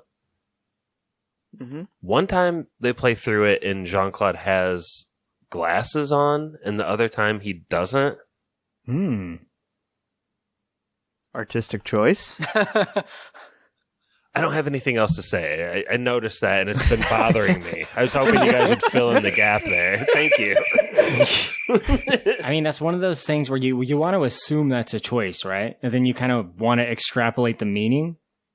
And maybe the meaning here is that, like, there's some truth to each viewpoint, but none of them are totally true, right? Like, maybe Jean-Claude's viewpoint of that really annoying cab driver is that she was a really annoying bitch. But maybe if we saw her viewpoint, it would be that, like, he's kind of a stuck-up asshole. With no glasses. The continuity guy just sucks. Yeah. It's not a choice. Possible. I do want to say one thing. There's a scene with Jean-Claude Van Damme talking to his, I think it's his agent. It's kind of like a flashback scene. And he's talking to his agent about, like, movies and, like, he needs to get in advance. He needs to pick a movie and get in advance so he can get money. And the agent's like, we got the script for this movie called No Limit Injury. And he's like, it's about a Vietnam vet and blah, blah, blah. And he's like, I did that movie already. He's like, we did that 6 months ago. What are you talking about? And he's like, you did? All right, I got another script. He's like, all right, tell me about it. He's like, No Limit Injury 2. Like, you can tell these scripts have just been collecting dust. Like, he hasn't looked at them. Like, otherwise, he would have obviously put that together. That was kind of one of the good, funny moments. The other part that was kind of funny to me, too, of that agent scene is you can tell that, like, Jean-Claude is not, like, top of this guy's, like, stack of, like, actors or representatives. And Jean-Claude's like, is it any good? I don't know. Did you read it? No. Should I do it? I don't know. Like, it just... I like that scene a lot. All right, let's get into yes or no's. Mikey, let's start with you. It's a hard pass. Honestly, I went into it thinking it was going to be more of a biopic for some reason. But it is definitely not that. It is about the man playing the man who is the man in this meta movie. And it's just a little too far out there for me. It's entertaining in the fact that, like, I find it, like, bad entertaining, but I don't think it's, like, worthy of sitting down and really, like, let's get into this movie and have a time with it and, like, analyze it or something. I don't know why anybody would do that, but it's not that kind of movie at all. But I don't know. Never seen JCVD in anything like this before. Usually just kind of action fodder movies that he does. But yeah, it's definitely a change of pace, but just not for me. I like classic 80s JCVD movies. So hard pass. Alrighty, Jorsh. Hard pass from Mikey. Whew. This movie had me, I think, once Jean-Claude's parents showed up as characters. And there's this one lot. There's a couple times where it seems like it may be like 80 yard in, but the mom is talking, and she's like, "No, Jean-Claude." One time she literally goes, "My son's a good boy," and Shut her up! I can't get this done with her yapping like that back there. it charmed me so much to see that. It wasn't necessarily like the straw to break the camel's back, because I think there's a lot of other entertaining things in this movie. The weirdness, I think, really draws me to it. It's just so atypical and meta, even though that word is so overused now, but it is. Even way back in 2008, super meta and crazy and vulnerable, like Pappy said. So I'll give it a vulnerable Vigo soft, like Vigo's like George Costanzing, cold, a vulnerable Vigo. Yes, still huge. It still puts us all to shame. Kylo. Hey, this is Korey, Kylo Ren memes. I'm actually going to give it a soft yes. I don't think this is like a great movie, but Jean-Claude Van Damme isn't really in any great movies. I like that he's doing something different here, and I like the idea of this movie. That was my big takeaway, actually. The idea of this movie. An actor playing themselves. And I kind of thought this would be the opening question, but it made me think about like having like every major actor do a movie where they play themselves like this, right? We know that Nick Cage did it, but like there's something kind of cool about it. And it always makes me question, like, is the person actually like this? Or are they acting a way that they want to be like perceived? So it gets the wheels turning for me in a way. I think that's kind of fun. It's an interesting situation that he finds himself in. A little bit of a letdown at the end. The villain, the David Carradine guy, is pretty interesting, but he's definitely like a movie villain. More so than like a real life guy. Like he's such like a movie character. And I guess for this heightened situation, maybe they decided that's what they needed. Because the other like robbers, they have more humanity than this guy. So there's definitely a contrast there. But the movie overall, it's worth a watch. I think it has an interesting premise and it's pretty funny at times. So I'd say check it out for those reasons. Pappy. I'm going to give it a regular yes. Not a soft yes. Not a hard yes. I'm really piggybacking off of what Josh said, but it's the out there-ness of the choices that make this movie entertaining. And I honestly don't think this movie has like any rewatchability for me. But like the first time through, like I said, like I had no idea Jean-Claude Van Damme was going to get lifted up to the rafters of the actual film set. And like the whole time I'm watching, I'm just like fascinated by what's happening as he goes on this long diatribe about samurai and cocaine and his many wives.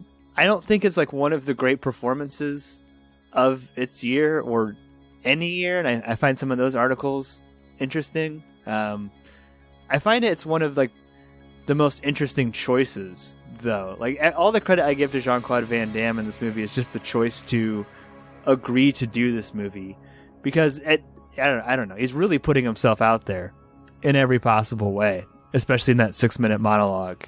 I like the ride of this movie, Stevie. There's, like I said, a couple choices, like the way the color is, or casting a 50-year-old man to play a 32-year-old man, explicitly saying that he's 32. He was in the mines at 6. All right. It's weird choices, but I enjoyed this movie. Regular, normal Vigo, yes.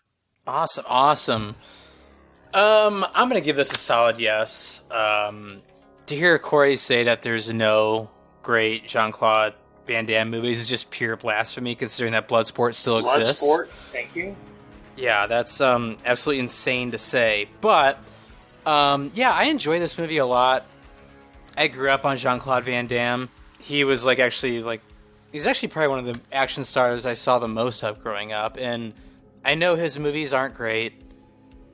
I know he's, been prickly all over sets, been a prima donna, been cooked out of his mind for some years, serial philanderer, all the things above. But I find this movie enjoyable. Like you guys said, he does get pretty vulnerable. there are some jarring decisions in this movie, and I think the 6-minute monologue is one of like that, and the opening scene of the movie are just the shining stars of this movie. And if you haven't seen it, go watch it. It is a wild ride, and part of me does hope that more actors do this in the future, or Jean-Claude Van Damme is in the next John Wick movie. I would really love that for him. But yeah, I'll give this a solid yes. And Mikey, I hope you watch this when you're in a better mood. I think you'll give it a yes. I'm in a fine mood. I think you're in a bad mood. Just watch it again. I think you just gotta watch it again. Watch it until you submit. I'm okay. Watch it into submission, Mikey. Just watch it until you're like, all right, I'll give it a yes. Get really drunk and watch it. Can I say one thing, Stevie? Will do. Of course. My favorite part of Bloodsport isn't even a Jean-Claude Van Damme scene. It's young Jean-Claude Van Damme. Oh, with his and that 14 kid's different... fucking accent. Oh, yeah. He goes, I did not sign up to be his punching bag. Sounds exactly like JCVD. It's a really good impression, Korey. His 5 different sports logo outfit. Yeah, all Giants though, just different cities. So he has like New York Giants, what was it, New York Giants jersey and San Francisco Giants baseball? Giants. Yeah. Either jersey or hat or something, yeah. That sounds like someone who doesn't know American sports who's like, oh, these are the same. It's like someone who tried to look for a disguise. Mom, it says Giant. But, so that's what? Is that 5 yeses and 1 no? Pappy, what does that make this? I haven't gone yet. Oh, Brett. Yeah, Brett's gone. Brett, you go. Okay, I will give this a soft yes. Pretty much because I love the part when the mom goes, "Oh no, Jean-Claude." That was really good. He's a good Josh boy. talked about. Yeah, that's it. But I don't know. I mean, like the first, I could almost borderline say I hated the first. Oh, I'm drawing a blank. What am I looking for? Act. 90 minutes? The first act. But whether it's just because I didn't like the third person looking at what was going on with Jean-Claude, or if it was because I watched the dubbed. But I started to like it more. I just didn't get the criminals. I thought they were like weird. It just seemed really unnatural how they were acting. But, and also it's like, we didn't even talk about 2 of the 3 of them, like at all. What do you mean, Arthur, Vigil? 30. Yeah. Cap? We're calling the same guy that those 3 things all about. Arthur? Sorry, Brett. So first I get skipped and then I get interrupted. Sorry. The third act was, I mean, it was all okay. I did like the monologue. I don't know if I didn't like expect him to get into. Maybe that's like a Korey.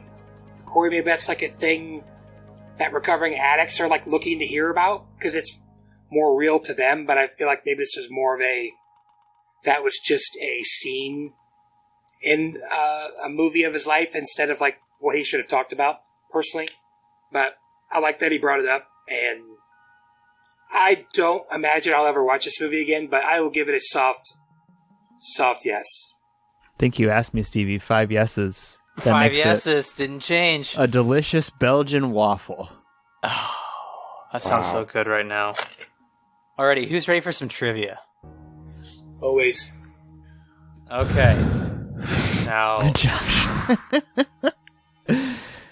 so we're going to have 2 rounds, and we're going to start from question 1 through 5, and it's going to snowball.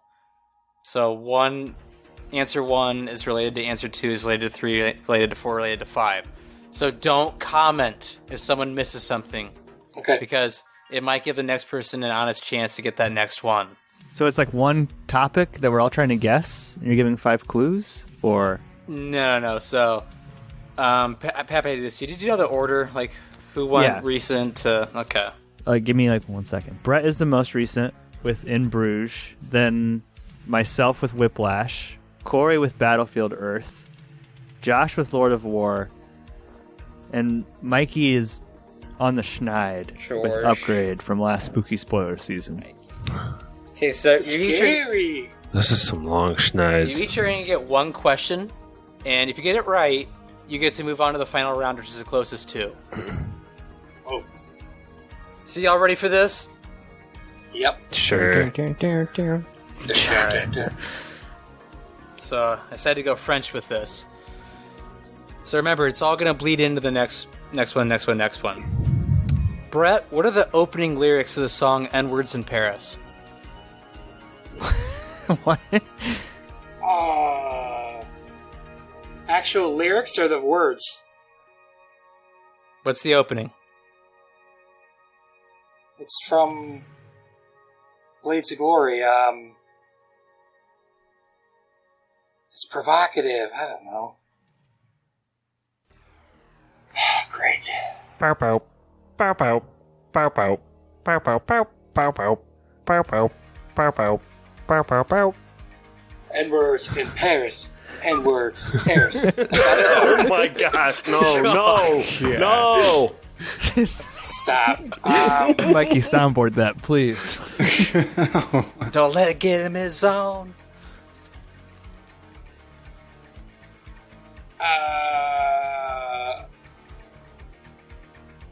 I'm going to say, I don't know. It's provocative. I don't know. We're going to skate to one song and one song only. Oh, good God. Black Eyed Peas. Good try, Brett. Thanks. Remember what I said about snowballing? Pappy, what movie is that from? Oh, Blades sorry. of Glory. Pap goes to the final round. Korey, who is the actor who said that line? Oh my gosh. Whoa. In the movie Blades of Glory, I guess. Yes. We're talking about stuff that is not in my wheelhouse, bro. So I'm gonna guess Will Ferrell. Korey goes to the final round. Josh, what is the name of Will Ferrell's character in Blades of Glory? What? Why do I have this hardest question by far? That is not an easy one, my friend. I would have traded you in a heartbeat. Oh. I figured Brett would know the music one, though. Yeah, I haven't heard that song in a while. Oh, gosh. Skater McSkatersons. Close. It was Chaz Michaels. Okay. Boom! Mikey, who is the actor who played opposite of Will Ferrell in the movie Blades of Glory? I don't know his name.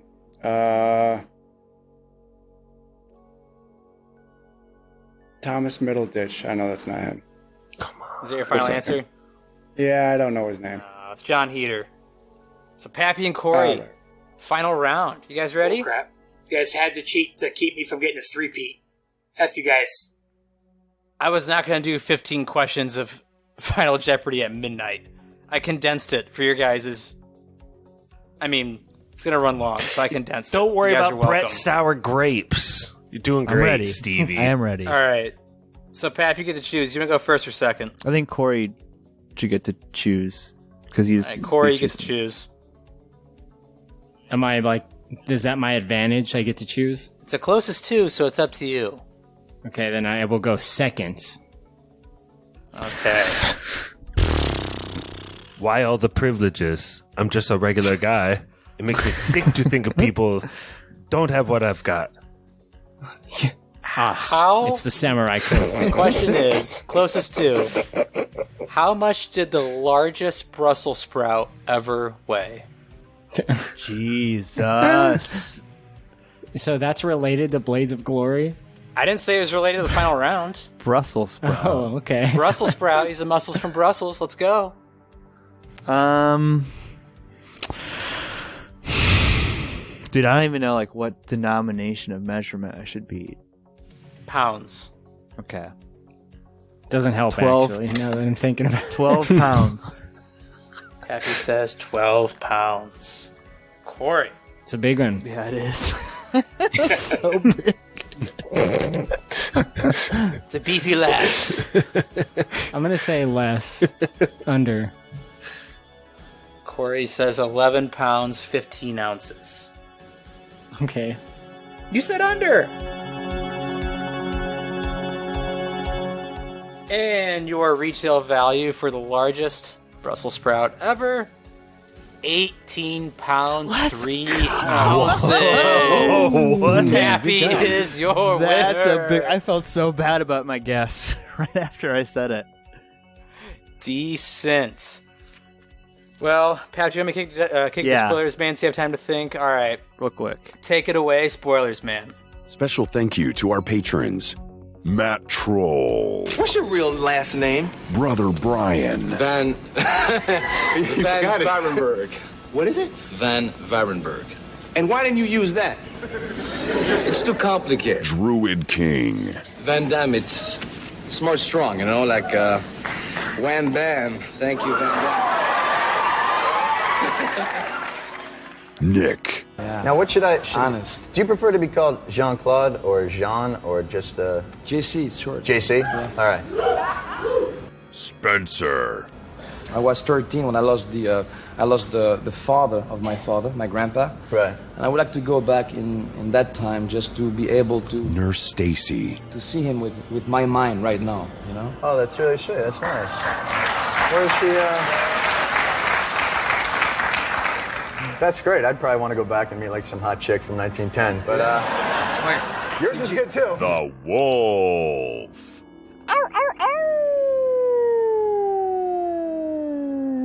And what did you do there as a kid? What was your life like there when you were growing up? How did you get to be a film guy, a big star like that? I was not born that way, David. No, it's true. And Barky 420. my first fight was against me because you struggled with yourself. Yeah, you were your own worst enemy. You had to overcome. Yeah, that's right. It's all in your mind. Absolutely. Yeah, you have to wage the. So I trained to become better physically, mentally. When I fought myself and I win, then everything was possible. Right. He's right. He's right. PK. You just go, well, everybody loves movies, but that doesn't mean we all get into them. No, you have to push so hard. I mean, it's like, it's a dream since I was a child to be into movies. So I came in this country, you know the story, and I pushed so hard, and I became what I am today, and I've got a long way to go. You grew up in Belgium, right? Gale. But I want to do the best karate movie ever. Best fight scenes, best script, best casting. I want to do something special in life.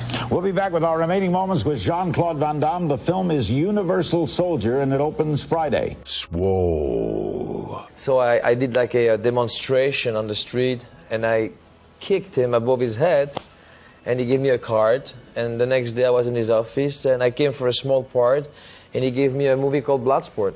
Wow. Cheese Zombie. Jean-Claude Van Damme or Jean-Claude Van Damme? No, it's Jean-Claude Van Damme. So stupid! Well, tonight I am Conan. Sebastian. Did you start from the real low-budget ones, just like one butt cheek, and then you work up? You go for the two? You know, when you come in this country, great country, because without America, I will not be what I am today. And you guys, you made me, by the way, the audience. Thank you. But I came here with an accent. You came here with an accent, I still have it? No. Okay. No, it's completely gone. You sure, Andy? Yeah. I thought you were from Jersey. Thank you. He's convinced. He's the funny guy. Dr. Lars. And you just got Van Dammed. Don't get Van Dammed. The Meg. Before I wasn't like this. Like this. This is me today. Then I used to be small and scrawny. I took up karate, hence the dojo and respect. You shall believe people who say, us. It's samurai code. It's honor. It's honesty. For this guy in America, it's not the same thing. We don't say us. Sometimes we say, when we're in show business, We're gonna fuck him. If you'd like to request an episode, hear your name read by Spoiler Man, or even just help us make podcasts, please check us out on patreon.com/spoilerspodcast. Be sure to check out Korey's podcast, Big Dumb Movie. Our email is podcastspoilers@gmail.com. Twitter is @spoilers_pod. Our Instagram is Podcast Spoilers. It's lit. Josh Hensley from the Rutabaga wrote our theme song. Please support this podcast by leaving us an iTunes review. To do this, 1. Search for Movie Spoilers. 2. Click on our orange Spoilers Bowl logo and scroll all the way to the bottom. 3. Leave us some stars and some words. Now you can check us out on Spotify, YouTube, Stitcher, Apple, and Google Podcasts. Spoilers is now available on Audible. And we are back. Pap, what are we picking spoiling next time? Struggled with this one. Wasn't sure what to pick. Mikey has been ringing in my head recently. I don't know if this is going to be the movie he likes to do, but he likes when we do bad movies. I've never seen this movie. It's apparently like once in a decade bad. I know nothing about it. I know it cost a man the chance to direct a Star Wars movie, though. So I want to go with 2017 Colin Trevorrow's The Book of Henry. And we'll see what happens. Book of Henry? I have not seen it. All right. It's on Netflix. Oh, I know that one. Oh. Yeah. Ah, shit, I canceled Netflix. Fuck. Pap, since you won trivia, why don't you take us out? Okay. We got a new Patreon today. That's pretty cool. Woohoo! Natalie, thanks for joining the stauncher ranks. Natalie! Thanks for all of our listeners. Thanks for all of our Patreons. Thanks for Jean-Claude Van Damme. Things I'm thankful for. That was Spoilers.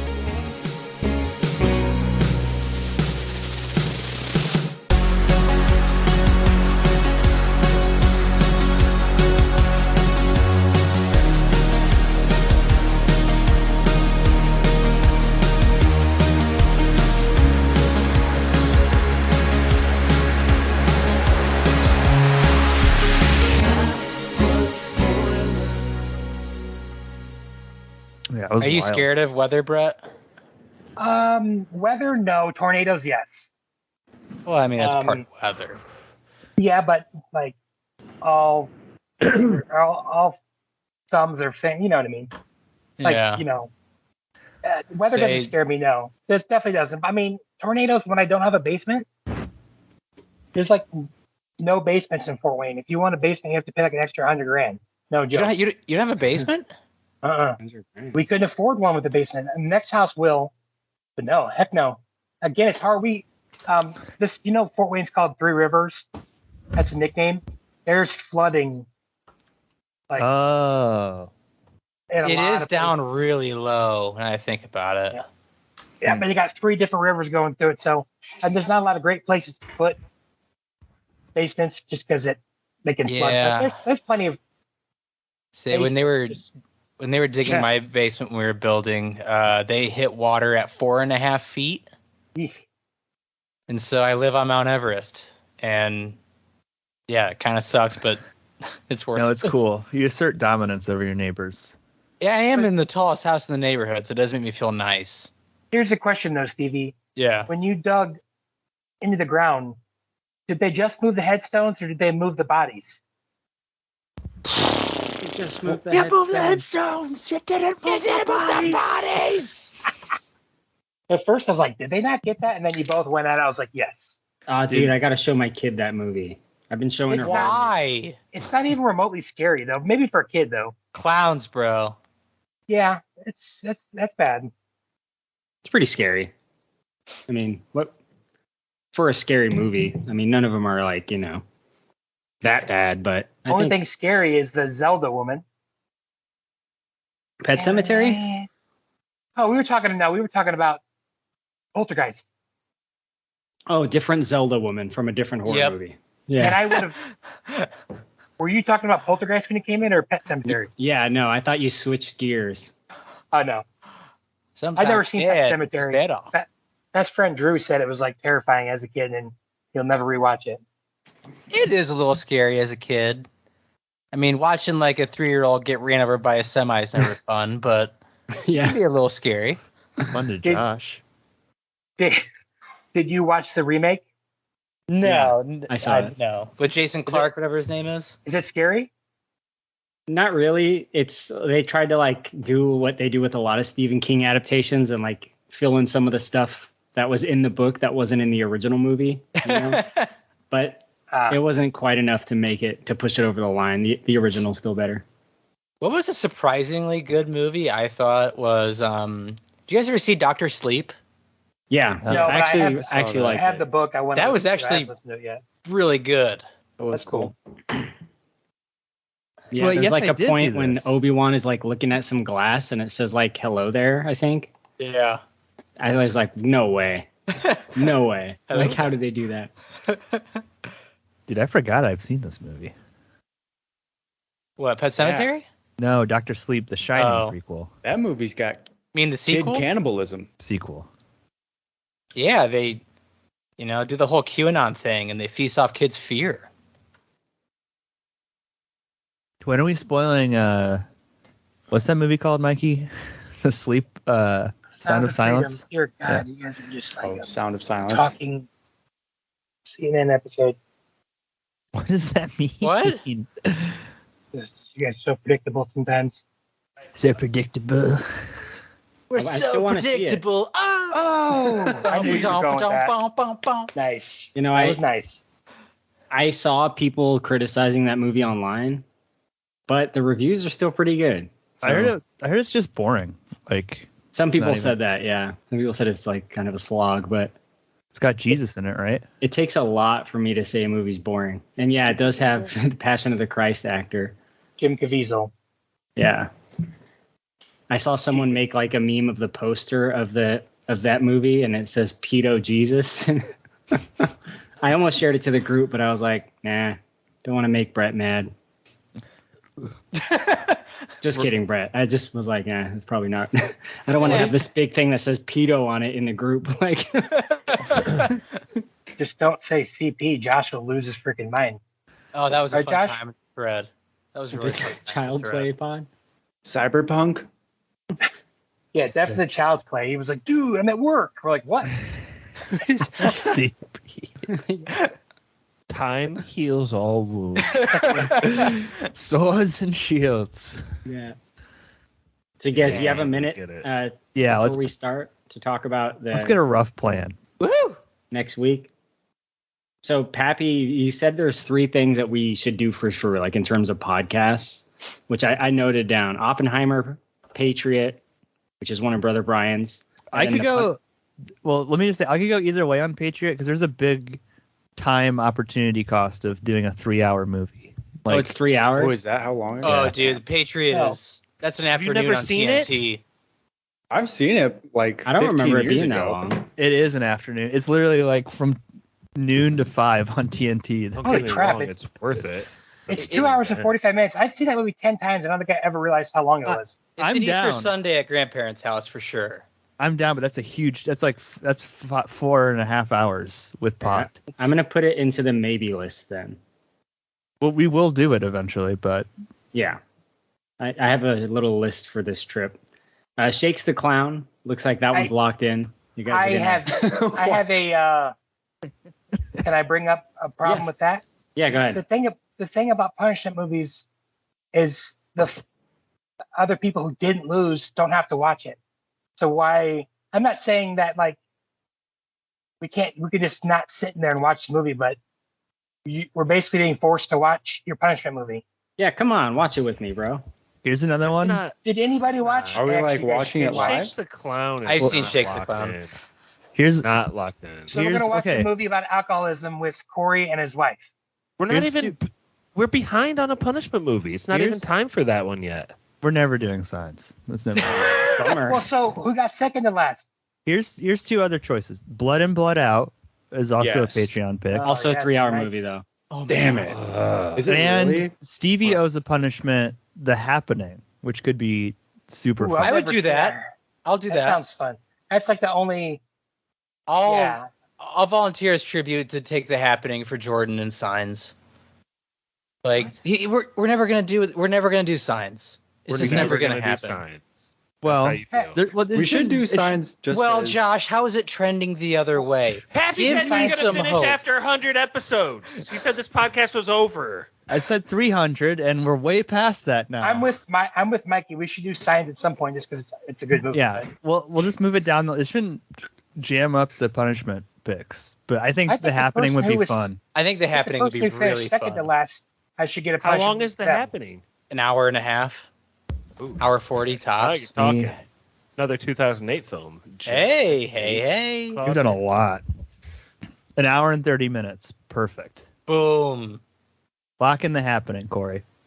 Okay. I like that. So the only two for sure are how Oppenheimer do and you The watch Happening. it? Now, Swords and I have Shields. some other potential. Swords and Shields is a potential.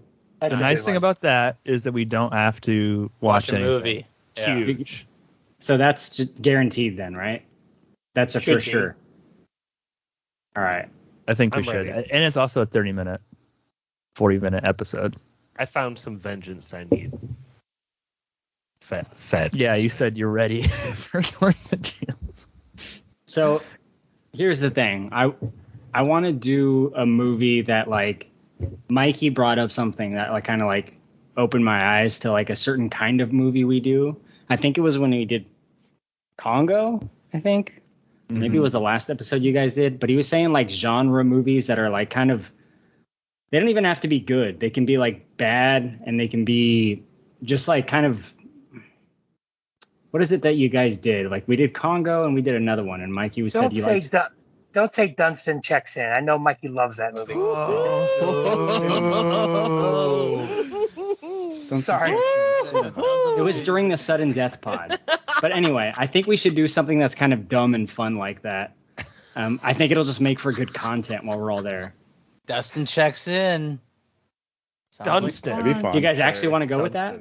Not Dustin, Stevie. I know. We should have a fan. So me and my vote to have sister people- called it all the time growing up was Dustin. have yeah, people that's a back- good idea. Have people a poll. Should we do Dunstan Checks In, Mighty Joe Young, or Ed? Yeah, Or The baseball Happening. poll. The Happening. Or radio. I would say lock in The Happening. Yeah, it's locked in. Three, Then 8 what's not movies locked and a. That's the same thing. Oh, my God. I'm trying to figure out what Stevie was talking about. Yeah. The Happening can't be locked in. Then there's no poll. Well, that will It's get an old joke between me and Pappy that's fun. about the shed scene. I've never seen radio. Oh, they tie Cuba Gooding Jr. up and lock him in a shed. Okay, we're doing Oppenheimer. Are we That's the seeing feature. Oppenheimer together? Is that... I can't sit in a regular movie theater chair for 3 hours. It'll be everyone but Brett, but yes. We'll just find a movie theater close to us. Okay. All right. So Oppenheimer for sure. That's our feature. I thought we locked in Swords and Shields. That should be number 2 locked in. Yes, because it doesn't require... Yeah. But then someone said The Happening's locked in. It is. Which means we wouldn't get a It poll. should be. Then what's We the don't poll? need a poll. I just a poll for 8 movies. Put the Happening in the poll. Let the Patreons pick what we do live. I'll do it right now. We'll do a poll. What are the opciones? Okay, here's just some I thought of. Okay, I'm getting this poll ready. You read them out, Korey. So Stevie and Mikey, this might be more your guys' alley. I thought of Double Team, the Jean-Claude Van Damme. Let's fucking go. Yeah, I'm okay with that. So they could continue our Jean-Claude Van Damme. Wow, alley. you said that. Why did you say bad. every name wrong? John-Claude Van. I understood. I'm getting prepped for the pod. Jean-Claude Van Damme.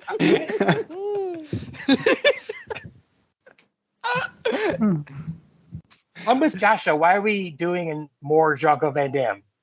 I mean, we don't have to. It's just kind of when I think thought that that's the group a might great like. option for the Patreons. They're like, we like this alley. They're going down. Let's continue We down. just want to go through the entire JCVD collection. That's all. And Okay, they can help us start it. They should get that option. They I should. have The Happening on the list. What else should I put? Oh, I thought The Happening was for sure. Yeah, should. I don't know. Wait, we're only doing 3 pods, right? 4.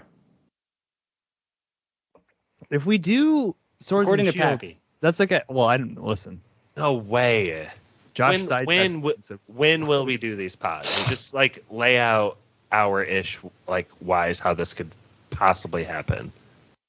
Oppenheimer all of Friday wiped out. Saturday. It is. What's going on Saturday? Friday night Oppenheimer.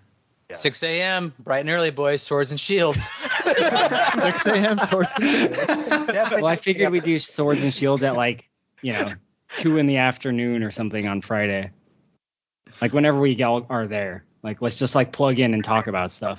We can't check in till 4, right? I'm gonna try to check in earlier. I'm pretty sure we'll be able to. I'm gonna change the name of the thread to the address. I think 4 is too many. I just honestly think that's crazy. Let's just shoot for 3, and if there's a 4th one, then whatever. Yeah, we can have a flex pod. The poll. Dunstan checks in. The Happening. What else should I put on here? Double Team? Yeah, that's fine. If that's the one with 2 Jean-Claude Van Dammes or the one with Dennis Rodman? Rodman. Are there any other threads? I had another suggestion that might be fun. Pacific Rim. I don't know how you guys feel about that. Ooh, that'd be fun. Best friend Drew used to want me to watch that with him for 10 years. Put Pacific Rim on there. I heard it's pretty cool. So watching Charlie Hunnam try to fight his way through a Carolina accent is pure gold. There's a lot of a wild card thrown on here. Yeah. Ace Ventura 2. That's gonna win the poll. When nature calls. Put it on there. Perfect. Bumblebee tuna, let's go. Showing. You guys are getting me too hyped for tonight's pod. Guano bowls. All right. The whole set. Okay, guys, I have another one, and I've been saving this up. I didn't want to bring it up front. I figured we should do something that's like The Room level bad. And a lot of you probably haven't seen this movie, but Birdemic, Shock and Terror. Yeah. You guys feel okay about that, or maybe is that in Asylum Productions? Oh, yeah, wow! I'd be down for that. I haven't seen one of those in a while. Yeah, those used to be the Red Box Special. Yeah. Okay. I just want Stevie to pick Geostorm one of these days. Name of the poll. Korey returns to the Midwest. What movie should we do? Dunstan checks in. The Happening. Double Team. Pacific Rim. Ace Ventura: When Nature Calls. Birdemic. Shock and Terror. Can you just that's enough? Accentuate the fact that we're all going to be live in one house doing it together? Yeah. Just saying he's coming back. Oh yeah. All be live and doing it together. One. Say it the way Josh said it. Just one potty orgy thing. Just one unit all together. One bed. Hopefully not. Speaking of which, Brett, are you and Brittany cool with taking the couch? If you're joking, right? Yeah. Yeah, because I would flat out not go. You're really not going to Oppenheimer with this, huh? We can't talk you into it? Yes, you could definitely talk me into it. Okay. Let's just move on. All right. It's going to be... We go to a theater that has recliners. Oh, I would love that. I don't know if awesome. Your guys' Podunk State tomorrow. Has it, but... Dude, I'm a recliner-only guy, all right? Podunk State? I just said the theater we go to has recliners. What? No, Pappy's Podunk. Well, they levitate in Simi Valley. Dude, the Regal in Simi is so nice. Publish? So fucking nice. That's what we do. That's where we go to the Publish. Regal. It's like, why does everyone not have recliners? It's stupid. Poll. Is there a funny picture I can add to this? It's like the group picture of spoilers where Jordan has something on his head. It looks like something was right behind him. What was that thing? It was on Josh's wall, and it looks like it's on Jordan's head. Oh, that was the. Can we take a group? We take a group photo this time, but in a group photo, have Josh extend his arm out, but we also put brother Jordan in the photo. Photoshop him? No. We just put the name under it. We just put brother Jordan next to Josh, but it's Josh's arm out next to nothing. That's so sad. I think it'd actually be kind of funny for people that follow the pod. Might as well Photoshop Vince in there. That's the one that people yes. Can we do it in front of a cliff face? at least like a hill or a mountain. Abby has a picture of him with Vince somewhere. Let's just post that. All right, I'm posting this poll now. I can't find a funny picture. Change his subject.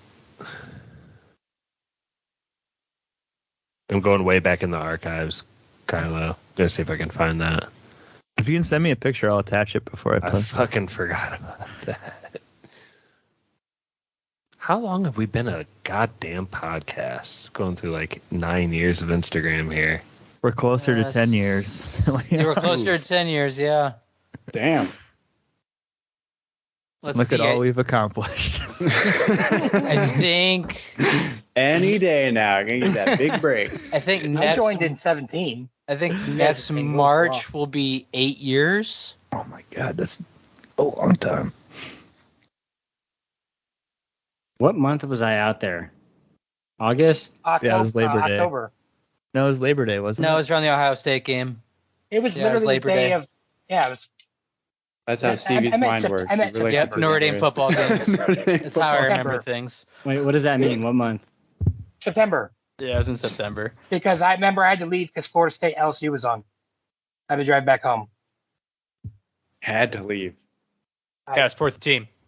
Chose to. No offense. It was bad Gotta timing. support the team. That was a terrible Gotta weekend.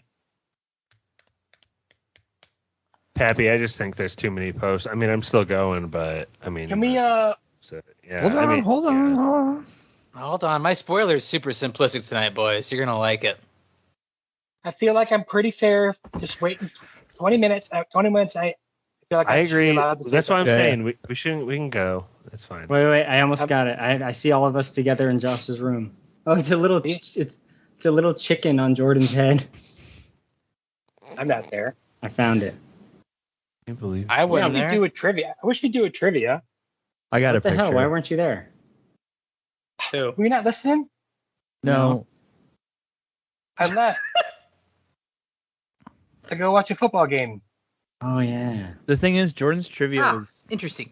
you would have won for sure. Yeah, I was listening. Your Okay, I got it. consequences met up with your actions. Posted. Can't take it back. Oh, I think I got it. Not too late. Ah, fucking hell, mate. Didn't get it anyway. I'm ready to record. I'm all tested out. It still I'm ready. trips me out to see what Stevie looks like because I forget. I'm like, oh yeah, vaguely Jake Gyllenhaal. I get that a lot. Vaguely Jake. Yeah. No, the most I get is Jake and Seth Green. I get a lot of Seth Green. Travis Darnold. You got a second vote. Seth Green. Yep. Who voted so fast? Who did? Someone's just like refreshing. That was so fast. Why haven't they posted? Gold! Just gotta feed that dopamine. The picture doesn't even show in the poll. You have to download it. Yeah, it's so stupid. And it's the attachment. Samwise from Lord of the Oh, that's what you used after all my hard work. Jordan doesn't have a chicken on his egg, though it does look like that. Chicken No, it's on like his egg. behind him, but it looks like it's on his fucking head. It Bro. looks like he's It wearing a does. hat. That's pretty great. It's like Honestly, it something kind of your looks kid like made. looks kind of like a yarmulke with a chicken on top of it. It does. Yeah, I see that. Yeah. We did one of those Alexander Cooper joints in my basement, and I pulled out this artwork he had done in like 8th grade. It looked like all depressed Jordan's like self-portrait. We like projected it onto the wall and made him pose by it. Shit. 3 votes. What are the results? What are the votes? What are the votes? 33% Pacific Rim. Uh-oh. 67% The Happening. Let's save it for the pod. Oh, dude, The Happening is gonna win. Okay. Such a It's happening. It's happening. I predict Ace It's Ventura wins. It's happening. Now, Ace Ventura is going to take it for sure. People love that fucking movie. I think Ace Ventura is gonna win. Yeah. It's going to make a comeback. All right. Sorry. We I'm can ready. start, right? We're I'm good. ready. Yep. Pat? Yeah. Yes. For my spoiler, feel free to use mine or like I have a version you can dub over It's up to you, but let's roll with it. What? Yeah. Mr. We needed more Anti-Dub. dubs. Yeah, we can dub. Check. I just hope someone downloads this picture just to be so disappointed by Sam's. Oh, Ace Ventura gets a vote. Check. Hey, you guys got to stop looking at it. That was quick of Josh to start voting already. No, I have not. Happy's the one that votes all the time. I do have yeah, I'm a Patreon. I get a vote. This is wrote the book. That's insane. This is bullshit. Ready? Yep. I'm gonna take a drink before I do this. All right. Oh, Just have an all-time high. why do you hate me so much? All right, let's do this. I wish you could experience what it's like for 5 minutes. I wish all of you guys could. You'd blow your freaking brains out. To be Brett for 5 minutes? To have the problem that I have. Well, I'd have the gun. We're off to a hot start. Awesome episode. Yeah. Let's do it. Go, Sometimes press you can record. just tell. Gotta press it. All right. 3, 2, 1, go. That was Spoilers.